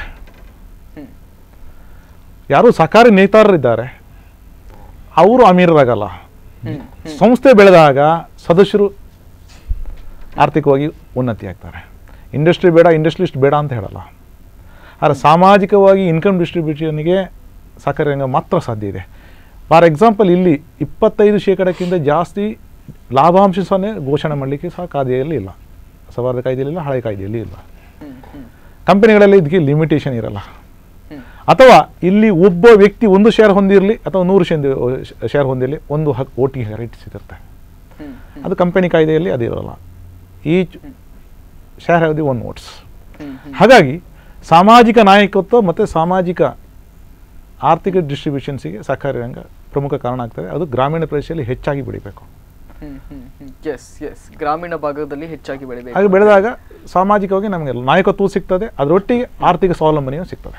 ಎಸ್ ಸರ್, ಕೃಷ್ಣಾರೆಡ್ಡಿ ಅವರಲ್ಲಿ ಸರ್ ತಮಗೂ ಕೂಡ ಕೆಲವು ಕಾನ್ಸೆಪ್ಟ್ಗಳು ತಮ್ಮಲ್ಲಿ ಕೂಡ ಇರ್ತದೆ, ಈ ರೀತಿಯಲ್ಲಿ ಇನ್ನು ಮುಂದೆ ಹೆಚ್ಚಾಕೊಂಡು ಹೋಗಬೇಕು ಅಂತ ಹೇಳಿ. ತಾವು ಯಾವ ರೀತಿ ಇದನ್ನು ತಮ್ಮ ಜವಾಬ್ದಾರಿಯ ಸ್ಥಾನದಲ್ಲಿ ಇಟ್ಟುಕೊಂಡು ಯಾವ ರೀತಿ ನಿಭಾಯಿಸ್ಕೊಂಡು ಹೋಗಲಿಕ್ಕೆ ಮುಂದಾಗ್ತೀರಿ? ಸರ್, ಮುಂದೆ ಕರ್ನಾಟಕ ರಾಜ್ಯ ಸೌಹಾರ್ದ ಸಂಯುಕ್ತ ಸಹಕಾರಿ ಆಡಳಿತ ಮಂಡಳಿ ಸಭೆಯಲ್ಲಿ ಎಲ್ಲ ಕಡೆ ಆಡಳಿತ ಮಂಡಳಿ ಸಭೆಯಲ್ಲಿ ಈಗಾಗಲೇ ನಾವು ಅಧ್ಯಕ್ಷರಾದ ಮೇಲೆ 3-4 ಸಭೆಗಳು ಆಯಿತು, ಒಂದು ಸಾಮಾನ್ಯ ಸಭೆ ಕೂಡ ಆಯಿತು. ಎಲ್ಲ ನಿಶ್ಚಯ ಮಾಡಿಕೊಂಡು ನಮ್ಮದೇ ಆದಂಥ ಆ್ಯಕ್ಷನ್ ಪ್ಲಾನ್ ನಾವು ರೆಡಿ ಮಾಡಿದ್ದೇವೆ. ಈ 15 ವರ್ಷಗಳಲ್ಲಿ ನಾವು ಏನು ಕಷ್ಟ ಅಥವಾ ನಾವು ಏನು ಏರಿಳಿತಗಳು ಅಥವಾ ಏನು ಡೆವಲಪ್ಮೆಂಟ್ ಆ್ಯಕ್ಟಿವಿಟಿ ಮಾಡಿದ್ವಿ ಅದನ್ನೇ ಬೇಸಾಗಿ ಇಟ್ಕೊಂಡು ಇನ್ನು ಮುಂದೆ ನಮಗೀಗ ಸ್ವಂತ ಕಟ್ಟಡ ಇಲ್ಲ. ಬೆಂಗಳೂರಲ್ಲಿ ಮಾರ್ಗೋಸ ರೋಡಲ್ಲಿ ಈಗಾಗಲೇ ಹಿಂದಿನ ಆಡಳಿತ ಮಂಡಳಿಯಲ್ಲಿ ನಾನು ನಿರ್ದೇಶಕನಾಗಿದ್ದೆ. ಆವಾಗ ನಾವು 12 ಕೋಟಿಯಷ್ಟು ವೆಚ್ಚ ಮಾಡಿ ಒಂದು ನಿವೇಶನ ಖರೀದಿ ಮಾಡಿದ್ವಿ. ಅದರಲ್ಲಿ ಈಗ 7 ಅಂತಸ್ತಿಂದು ನಮ್ಮದೇ ಆದಂಥ ಸ್ವಂತ ಆಡಳಿತ ಕಟ್ಟಡ, ಅದರಲ್ಲೇ ಒಂದು ಟ್ರೈನಿಂಗ್ ಇನ್ಸ್ಟಿಟ್ಯೂಟು, ನಮ್ಮ ರಾಜ್ಯದ ಸಹಕಾರಿಗಳಿಗೆ ಒಂದು ಗೆಸ್ಟ್ ಹೌಸು, ಈ ಥರ ವಿಶೇಷವಾಗಿರೋ ಅಂಥ ಒಂದು ಬಿಲ್ಡಿಂಗ್ ಕಟ್ಟಬೇಕು ಅಂತ ಹೊರಟಿದ್ದೇವೆ ಸರ್. ಅದನ್ನು ಇನ್ನು 2 ವರ್ಷದಲ್ಲಿ ನಾವು ಪೂರ್ಣ ಕಂಪ್ಲೀಟ್ ಮಾಡೋಂಥ ಕೆಲಸ ಮಾಡ್ತೇವೆ. ನಮ್ಮದು ಅದರ ಜೊತೆಯಲ್ಲಿಯೇ ನಮ್ಮ ಕಡೆಯಿಂದ ಒಂದು ಮನವಿಯನ್ನು ಮಾಡ್ಕೊಳ್ತೇವೆ, ಎಲ್ಲ ಭಾಗಗಳಲ್ಲಿ ಕೂಡ ತಮ್ಮದೇ ಆದ ಒಂದು ಓನ್ ಬಿಲ್ಡಿಂಗ್ಗಳು ಬಂದರೆ ಮತ್ತೂ ಉತ್ತಮವಾಗ್ತದೆ ಅಂತ ಹೇಳಿ. ಅದು ತುಂಬ ಸಂತೋಷ ಆದಾಗ ಈಗಾಗಲೇ ನಾವು ಬೆಳಗಾವಿ ವಿಭಾಗದಲ್ಲಿ ಕೂಡ ಈಗ ನಾವು ಒಂದು ಸ್ಥಳ ನೋಡೋಂಥ ಕೆಲಸ ಮಾಡಿದ್ದೇವೆ. ಮೋಸ್ಟ್ಲಿ ಈ ಜನವರಿ ಫೆಬ್ರವರಿ ಒಳಗಡೆ ಬೆಳಗಾಮಲ್ಲಿ ಕೂಡ ನಮ್ಮದೇ ಸ್ವಂತ ನಿವೇಶನ ತಗೊಂಡು ಕಟ್ಟೋ ಅಂತ ಕೆಲಸ ಮಾಡ್ತೇವೆ. ಅದು ಕೂಡ ಒಂದು 2 ವರ್ಷದಲ್ಲಿ ಮುಗಿಸೋ ಅಂತ ಕೆಲಸ ಮಾಡ್ತೇವೆ. ನಮ್ಮ ಟರ್ಮ್ 5 ವರ್ಷ ಇರೋದ್ರಿಂದ ಇನ್ನೂ 2 ವಿಭಾಗ ಗುಲ್ಬರ್ಗ ಮತ್ತು ಮೈಸೂರು ವಿಭಾಗದಲ್ಲಿ ಕೂಡ ನಮ್ಮ ಸ್ವಂತ ಕಟ್ಟಲಿಕ್ಕೆ ಕೊಟ್ಟಿದ್ದೇವೆ. ಆಮೇಲೆ ರಾಜ್ಯದಲ್ಲಿ ಇರೋಂಥ 30 ಕಂದಾಯ ಜಿಲ್ಲೆಗಳಲ್ಲಿ ಕೂಡ ನಮ್ಮದೇ ಸ್ವಂತ ಕಚೇರಿ ಕಟ್ಟೋ ಅಂತ ಕೆಲಸ ಕೂಡ ಮಾಡ್ತಾ ಇದ್ದೇವೆ. ಆಮೇಲೆ ನಮ್ಮಲ್ಲಿ ಲೈವ್ ಸಮಸ್ಯೆ ಏನು ಅಂದರೆ ಕಾಮನ್ ಸಾಫ್ಟ್ವೇರ್. ಈಗೇನು ನಮಗೆ ಡೈಲಿ ಟ್ರಾನ್ಸಾಕ್ಷನ್ ಕಾಮನ್ ಸಾಫ್ಟ್ವೇರ್ ಬೇಕು ಅಂತ ಎಲ್ಲ ಸೌಹಾರ್ದ ಸಹಕಾರಿಗಳಲ್ಲಿ ಸಂಪರ್ಕ ಸಭೆಗೆ ಹೋದಾಗ ನಾನು ಜಿಲ್ಲೆಯಲ್ಲಿ ಪ್ರವಾಸ ಮಾಡಿದಾಗ ಅವರಿಂದ ಡಿಮ್ಯಾಂಡ್ ಬಂತು. ಆ ರೀತಿ ನಾವೀಗ ಒಂದು 20 ಜನ ನಾವು ಕಾಮನ್ ಸಾಫ್ಟ್ವೇರ್ ಮಾಡೋಂಥ ಕಂಪ್ನಿಗಳ ಜೊತೆ ಈಗ ನೆಗೋಷಿಯೇಷನ್ ಮಾಡ್ತಾ ಇದ್ದೇವೆ. ಈ ತಿಂಗಳೊಳಗಡೆ ನಮ್ಮ ಸೌಹಾರ್ದ ಸಹಕಾರಿ 4300 ಏನಿದಾವೋ ಎಲ್ಲರಿಗೂ ಕೂಡ ರೀಸನಬಲ್ ರೇಟಲ್ಲಿ ಸಾಫ್ಟ್ವೇರ್ ಒಂದು 6-7 ಕಂಪ್ನಿಗಳ ಜೊತೆ ಟೈಅಪ್ ಮಾಡಿಕೊಂಡು ಫೈನಲೈಸ್ ಮಾಡಿ ಟೆಕ್ನಿಕಲ್ ಫೀಸಿಬಿಲಿಟಿ ಮಾಡಿಕೊಂಡು ಆ ಫೆಸಿಲಿಟಿ ಕೊಡೋ ಅಂಥ ಕೆಲಸ ಕೂಡ ಪ್ರಾಮಾಣಿಕವಾಗಿ ಮಾಡೋ ಅಂಥ ಕೆಲಸ. ಕೃಷ್ಣಾರೆಡ್ಡಿ ಅವರ ಸಮಯದಲ್ಲಿ ಇವೆಲ್ಲ ನಿವಾರಣೆಗಳು ಕೂಡ ಸಾಲ್ವ್ ಆಗಿಬಿಡ್ಲಿ ಅಂತ ಹೇಳಿ ನಾವು ಕೂಡ ಭಾವಿಸ್ತಾ ಇದ್ದೇವೆ. ಅದ್ರ ಜೊತೆಯಲ್ಲೇ ಸರ್, ತಮ್ಮಲ್ಲಿ ಇವತ್ತು ನೈವೇದ್ಯ ಹೋಟೆಲಿನ ಮೇಲ್ಗಡೆ ಒಂದು ಕಚೇರಿಯನ್ನು ಬಹುಶಃ ತಾವು ಉದ್ಘಾಟನೆ ಮಾಡಿದ್ದೀರಿ ಅಂತ ಎಣಿಸ್ಕೊಂಡಿದ್ದೇನೆ. ಸೊ ಈ ವಿಚಾರದ ಕುರಿತಾಗಿ ಮತ್ತು ಇವತ್ತಿನ ಕಾರ್ಯಕ್ರಮದಲ್ಲಿ ಕಡೆಯದಾಗಿ ಈ ಎಲ್ಲ ಕಾರ್ಯಚಟುವಟಿಕೆಗಳ ಬಗ್ಗೆ, ಕಾರ್ಯವೈಖರಿಯ ಬಗ್ಗೆ ಜನರಿಗೆ ತಾವು ಹೇಳುವುದಾದ್ರೆ ಸಹಕಾರಿ ಸೌಹಾರ್ದದ ಬಗ್ಗೆ ತಾವೇನು ಹೇಳಲಿಕ್ಕೆ ಇಷ್ಟಪಡ್ತೀರಿ? ನಾವು ನೈವೇದ್ಯ ಹೋಟೆಲ್ನ ಮೇಲೆ ಕಚೇರಿ ಅದು ಸಂಪರ್ಕ ಕಚೇರಿಯಾಗಿರ್ತದೆ. ಸಂಯುಕ್ತ ಸಹಕಾರಿ ಒಟ್ಟಿಗೆ ಸಂಬಂಧ ಬೆಳೆಸುವಂಥ ಸಂಪರ್ಕ ಕಚೇರಿ ಉಡುಪಿ ಜಿಲ್ಲೆಗೆ ಸೀಮಿತವಾಗಿರ್ತದೆ. ಅದು ಉಡುಪಿ ಜಿಲ್ಲೆಯ 102-104 ಸೌಹಾರ್ದಗಳಿದೆ. ಅದನ್ನು ತಮ್ಮ ಸಮಸ್ಯೆಗಳನ್ನು ಅಥವಾ ತಮ್ಮ ಹವಾಲುಗಳನ್ನು ಅಥವಾ ತಮಗೆ ಬೇಕಾದ ಸರ್ವಿಸನ್ನು ಪಡೀಲಿಕ್ಕೆ ಆ ಕೇಂದ್ರಗಳನ್ನು ಉಪಯೋಗಿಸ್ಕೊಳ್ಬೋದು. ಅಲ್ಲಿ ಒಬ್ಬ ಪರ್ಮನೆಂಟ್ ಎಂಪ್ಲಾಯೀಸ್ ಇರ್ತಾರೆ. ಅವರೊಟ್ಟಿಗೆ ಕೇಂದ್ರ ಕಚೇರಿ ನಮ್ಮ ಬೆಂಗಳೂರು ಕಚೇರಿ ಒಟ್ಟಿಗೆ ಸಂಪರ್ಕ ಇರ್ತದೆ. ಅದರೊಟ್ಟಿಗೆ ಉಡುಪಿ ಜಿಲ್ಲೆಯಲ್ಲಿ ಇನ್ನೂ ಸಹ ಸೌಹಾರ್ದ ಸಹಕಾರಿಗಳ ಸಂಖ್ಯೆ ಜಾಸ್ತಿ ಆಗಬೇಕು. ಈಗ 102 ಇದ್ದದ್ದು ಇನ್ನು 5 ವರ್ಷದೊಳಗೆ ಅದು 150ಕ್ಕೆ ತಗೊಳ್ಬೇಕಂತ ಒಂದು ಪರಿಕಲ್ಪನೆ ನಮಗಿದೆ. ಕಾರ್ಕಳ ಮತ್ತು ಕುಂದಾಪುರಕ್ಕೆ ವಿಶೇಷವಾಗಿ ಕೊಡ್ತೇವೆ. ಅಲ್ಲಿ ಗ್ರಾಮೀಣ ಪ್ರದೇಶಗಳಿದೆ. ಇನ್ನೂ ಸಹಕಾರಿ ಸಂಘಗಳ ಮೆಂಬರ್ ಆಗದಿದ್ದ ಸಂಖ್ಯೆ ಇದೆ. ಅಲ್ಲಿ ಬಡ ಜನರಿದ್ದಾರೆ ಅಥವಾ ಬೇರೆ ಬೇರೆ ಮೀನುಗಾರರು ಇರ್ಬೋದು ಅಥವಾ ಕೂಲಿ ಕಾರ್ಮಿಕರು ಇರ್ಬೋದು. ಆ ವರ್ಗವನ್ನು ರೀಚ್ ಆಗಲಿಕ್ಕೆ ಪಟ್ಟಣದಿಂದ ಹಳ್ಳಿ ಕಡೆ ಮುಖ ಮಾಡಲಿಕ್ಕೆ ಪ್ರಯತ್ನ ಮಾಡ್ತೇವೆ ಉಡುಪಿ ಜಿಲ್ಲೆ ಮಟ್ಟಿಗೆ ಹೇಳೋದಾದ್ರೆ. ಎಸ್ ಸರ್, ಖಂಡಿತ. ಸೊ ತಮ್ಮಲ್ಲಿ ಸರ್, ತಾವು ಕಡೆಯದಾಗಿ ಜನತೆಗೆ ಏನಾದರೂ ಹೇಳಲಿಕ್ಕೆ ಇಷ್ಟಪಡ್ತೀರಾ? ಹೌದು ಸರ್, ಸೌಹಾರ್ದ ಚಳುವಳಿ ತುಂಬ ಆಶಾದಾಯಕವಾಗಿದೆ. ಸಂಯುಕ್ತ ಸಹಕಾರಿ ಕರ್ನಾಟಕ ರಾಜ್ಯ ಸಂಯುಕ್ತ ಸಹಕಾರಿ ತುಂಬ ಆ್ಯಕ್ಟಿವ್ ಆಗಿ ಕೆಲಸ ಮಾಡ್ತಾ ಇದೆ. ಎಲ್ಲ ಕಡೆ ಕೂಡ ಈಗ ರಾಜ್ಯದಲ್ಲಿ ನಮ್ಮದೇನು 4300 ಇದೆ, 8000 ಸಂಸ್ಥೆಗಳು ಮಾಡಬೇಕು ಅಂತ ಹೊರಟಿದ್ದೇವೆ. ಇದನ್ನು ಪೀಪಲ್ಸ್ ಮೂವ್ಮೆಂಟಾಗಿ ತಗೊಂಡು ಹೋಗಬೇಕು ಅಂತ ಇದೆ. ಈಗ ಎಲ್ಲ ಕಡೆ ಪತ್ರಿಕಾಗೋಷ್ಠಿಯಲ್ಲಿ ನಾನು ನಮ್ಮ ಆಡಳಿತ ಮಂಡಳಿ ಪರವಾಗಿ ಎಲ್ಲ ಕಡೆ ಪತ್ರಿಕಾಗೋಷ್ಠಿಯಲ್ಲಿ ಮನವಿ ಮಾಡ್ತಾ ಇದ್ದೇನೆ. ದಯವಿಟ್ಟು ಇಂಟೆಲೆಕ್ಚುಯಲ್ಸು, ಕಾರ್ಪೊರೇಟ್ಸು, ಕಂಪನಿಗಳಲ್ಲಿ ಯಾರ್ಯಾರು ಇದ್ದೀರಿ, ಇದು ಒಳ್ಳೆಯ ಕ್ಷೇತ್ರ. ಸಾಮಾಜಿಕ ಬದ್ಧತೆ, ಸಾಮಾಜಿಕ ಕಳಕಳಿ, ದೇಶಕ್ಕೆ ಏನಾದರೂ ನಾವು ಕೊಡಬೇಕು ಅಥವಾ ನಮ್ಮ ಮನೆ ಬಿಟ್ಟು ರಾಜ್ಯಕ್ಕೆ ಏನಾದರೂ ಕೊಡಬೇಕು, ಜನತೆಗೆ ಏನಾದರೂ ಕೊಡಬೇಕು ಅನ್ನೋ ಆ್ಯಂಬಿಷನ್ ಇರೋರು ದಯವಿಟ್ಟು ಈ ಸೌಹಾರ್ದ ಚಳವಳಿಯಲ್ಲಿ ಪಾಲ್ಗೊಳ್ಳಿ. ನಿಮ್ಮದೇ ಆದಂಥ ಸಂಸ್ಥೆಗಳು ಕಟ್ಕೊಳ್ಳಿ. ನಿಮ್ಮ ಒಡೆತನ ಇರೋಂಥ ಸಂಸ್ಥೆಗಳು ಕಟ್ಕೊಂಡು ಸಾಮಾಜಿಕ ಕಳಕಳಿಯಿಂದ ಕೆಲಸ ಮಾಡ್ತಾ ಹೋಗಿಬಿಟ್ಟು ಅಂತ ನಾನು ವಿಶೇಷವಾಗಿ ನಾನು ಮನವಿ ಮಾಡ್ತೇನೆ. ಅದಕ್ಕೆ ಪೂರಕವಾದಂಥ ಏನೇ ಇನ್ಫಾರ್ಮೇಷನ್ನು, ಯಾವ ರೀತಿ ರಿಜಿಸ್ಟ್ರೇಷನ್ ಮಾಡಬೇಕು, ಯಾವ ರೀತಿ ಒಂದು ಹೊಸ ಸಂಸ್ಥೆ ಪ್ರಾರಂಭ ಮಾಡಬೇಕು ಅನ್ನೋ ವಿಷಯಕ್ಕೆ ಸಂಯುಕ್ತ ಸಹಕಾರಿ ಎಲ್ಲ ಜಿಲ್ಲಾ ಕಚೇರಿಗಳಲ್ಲಿ, ಜಿಲ್ಲಾ ಕೇಂದ್ರಗಳು ಕೂಡ ನಮ್ಮದೇ ಸಂಪರ್ಕ ಕಚೇರಿ ಆಗುತ್ತೆ. ಪರ್ಟಿಕ್ಯುಲರ್ ಡೇಸು ನಮ್ಮ SDO ಏನು ನಮ್ಮ ಜಿಲ್ಲಾ ಅಭಿವೃದ್ಧಿ ಅಧಿಕಾರಿ, ಸೌಹಾರ್ದ ಅಭಿವೃದ್ಧಿ ಅಧಿಕಾರಿ ಅಲ್ಲಿರೋಂಥ ಕೆಲಸ ಮಾಡ್ತಾರೆ. ಅವ್ರ ಹತ್ರ ಪೂರ್ತಿ ರಿಟರ್ನ್ ಮೆಟೀರಿಯಲ್ ಅವ್ರ ಹತ್ರ ಇರ್ತದೆ. ಅದನ್ನು ತಗೊಂಡೋಗಿ ಹೊಸ ಸೌಹಾರ್ದ ಸಹಕಾರಿಗಳು ಹುಟ್ಟಾಕಬೇಕು ಅಂತ ರಾಜ್ಯದ ಜನತೆಯಲ್ಲಿ ಮತ್ತು ನಮ್ಮ ಸಹಕಾರಿ ಕ್ಷೇತ್ರದಲ್ಲಿ ಯಾರ್ಯಾರು ತೊಡಗಿಸ್ಕೊಂಡಿದ್ದೀರೋ ಅವರೆಲ್ಲರೂ ಸಹ ತುಂಬ ಆ್ಯಕ್ಟಿವ್ ಆಗಿ ಕೆಲಸ ಮಾಡಿ ನಮ್ಮ ಸಂಖ್ಯೆ 2000 ಆಗಲಿಕ್ಕೆ ಪೂರ್ಣ ಸಹಕಾರ ಮಾಡಬೇಕು ಅಂತ ತಮ್ಮ ಮೂಲಕ ರಾಜ್ಯದ ಜನತೆಯಲ್ಲಿ ಮನವಿ ಮಾಡ್ಕೊಂಡಿದ್ದಾರೆ. ಖಂಡಿತ. ಸೊ ಬಿಡುವಿಲ್ಲದ ಸಮಯದ ನಡುವೆ ಇವತ್ತು ಬೆಳಗ್ಗೆಯಿಂದ ಮುಂಜಾನೆಯಿಂದಲೂ ಕೂಡ ಅನೇಕ ರೀತಿಯ ಕಾರ್ಯಕ್ರಮಗಳಿತ್ತು. ಇದರ ನಡುವೆ ನಮ್ಮೊಟ್ಟಿಗೆ ಬಂದು ಈ ಮಾತುಗಳನ್ನು ಹಂಚಿಕೊಂಡದಕ್ಕಾಗಿ BH ಕೃಷ್ಣಾರೆಡ್ಡಿ ಅವರಿಗೆ ಮತ್ತು ಮಂಜುನಾಥ್ SK ಅವರಿಗೆ ತಮ್ಮಿಬ್ಬರು ಕೂಡ ಕಾರ್ಯಕ್ರಮಕ್ಕೆ ಆಗಮಿಸಬೇಕಾಗಿ ಧನ್ಯವಾದಗಳು ಸರ್. ನಮಸ್ಕಾರ ಸರ್. ನಮಗೆ ಅವಕಾಶ ಕೊಟ್ಟು ಸೌಹಾರ್ದ ಚಳುವಳಿಯನ್ನು ರಾಜ್ಯದ ಜನತೆಗೆ ತಿಳಿಸೇ ಅಂತ ಅವಕಾಶ ಕೊಟ್ಟಿದ್ದಕ್ಕೆ ನನ್ನ ಪರವಾಗಿ ಮತ್ತು ನಮ್ಮ ಆಡಳಿತ ಮಂಡಳಿ ಪರವಾಗಿ ಮತ್ತು ಕರ್ನಾಟಕ ರಾಜ್ಯ ಸಂಯುಕ್ತ ಸಹಕಾರ ಪರವಾಗಿ ಅನಂತನ ಖಂಡಿತ ವಂದನೆಗಳು. Thank you. ಈಗಾಗಲೇ ಕರ್ನಾಟಕದಲ್ಲಿ ಚಳುವಳಿ ಎನ್ನುವಂಥದ್ದು ಆರಂಭಗೊಂಡಿದೆ. ಬ್ಯಾಂಕ್ ಅಂತ ಹೇಳಿದ್ರೆ ನಮ್ಗೇನು ಗೊತ್ತಿಲ್ಲ, ನಾವು ಅನ್ಎಜುಕೇಟೆಡ್ ಅಪ್ಪ, ಅಥವಾ ನಾವು ಗ್ರಾಮೀಣ ಭಾಗದವರಪ್ಪ, ನಮಗೆ ಹೇಗೆ ಬ್ಯಾಂಕ್ಗಳಿಗೆ ನಮಗೆ ಲಿಂಕ್ ಮಾಡ್ಲಿಕ್ಕೆ ಆಗ್ತದೆ, ಎಲ್ಲ ಪ್ರಶ್ನೆಗಳಿದ್ರೆ 17 ವರ್ಷಗಳಿಂದ ನಿರಂತರವಾಗಿ ಚಳುವಳಿಗಳು ಮುಟ್ತಾ ಬರ್ತಾ ಇದೆ. ಕಟ್ಟ ಕಡೆಯ ನಾಗರಿಕನಿಗೂ ಕೂಡ ಮುಟ್ಟುವಂಥ ತವಕದಲ್ಲಿ ಅವರಿದ್ದಾರೆ. ನಾವೆಲ್ಲರೂ ಕೂಡ ಕೈ ಜೋಡಿಸಬೇಕಾಗ್ತದೆ. ಒಂದು ಸದೃಢವಾದ ದೇಶವನ್ನ ಕಟ್ಟೋಣ. ಈಗಾಗಲೇ ಕರ್ನಾಟಕದ ಸೌಹಾರ್ದ ಕ್ಷೇತ್ರ ಮಾದರಿಯಾಗಿದೆ. ಸೊ ಅಂತಾರಾಷ್ಟ್ರೀಯ ಮಟ್ಟದಲ್ಲಿ ಹೆಸರು ತರಬೇಕಾದ್ರೆ ನಾವೆಲ್ಲರೂ ಕೂಡ ಕೈ ಜೋಡಿಸಬೇಕಾಗ್ತದೆ. ತಾವೆಲ್ಲರೂ ಕೂಡ ಕೈ ಜೋಡಿಸ್ತೀರಿ. ಅದರ ಜೊತೆಯಲ್ಲಿಯೇ ಯಾವುದೇ ಡೌಟ್ಗಳಿದ್ರೆ ಈ ಕಾರ್ಯಕ್ರಮವನ್ನು ಯೂಟ್ಯೂಬ್ಗೆ ಸದ್ಯದಲ್ಲೇ ಅಪ್ಲೋಡ್ ಮಾಡ್ತೇವೆ, ನೀವು ಮರಳಿ ಇದನ್ನ ನೋಡಬಹುದು ಅಂತ ಹೇಳ್ತಾ ಇವತ್ತಿನ ಕಾರ್ಯಕ್ರಮಕ್ಕೆ ನಾನು ನೋಡೋದಕ್ಕಾಗಿ ತಮಗೆಲ್ಲರೂ ಕೂಡ ಧನ್ಯವಾದವನ್ನು ಸಲ್ಲಿಸ್ತಾ ಇದ್ದೇನೆ. ನಿರಂತರ ಸುದ್ದಿಗಳಿಗಾಗಿ ವೀಕ್ಷಿಸ್ತಾ ಇರಿ ಸ್ಪಂದನ.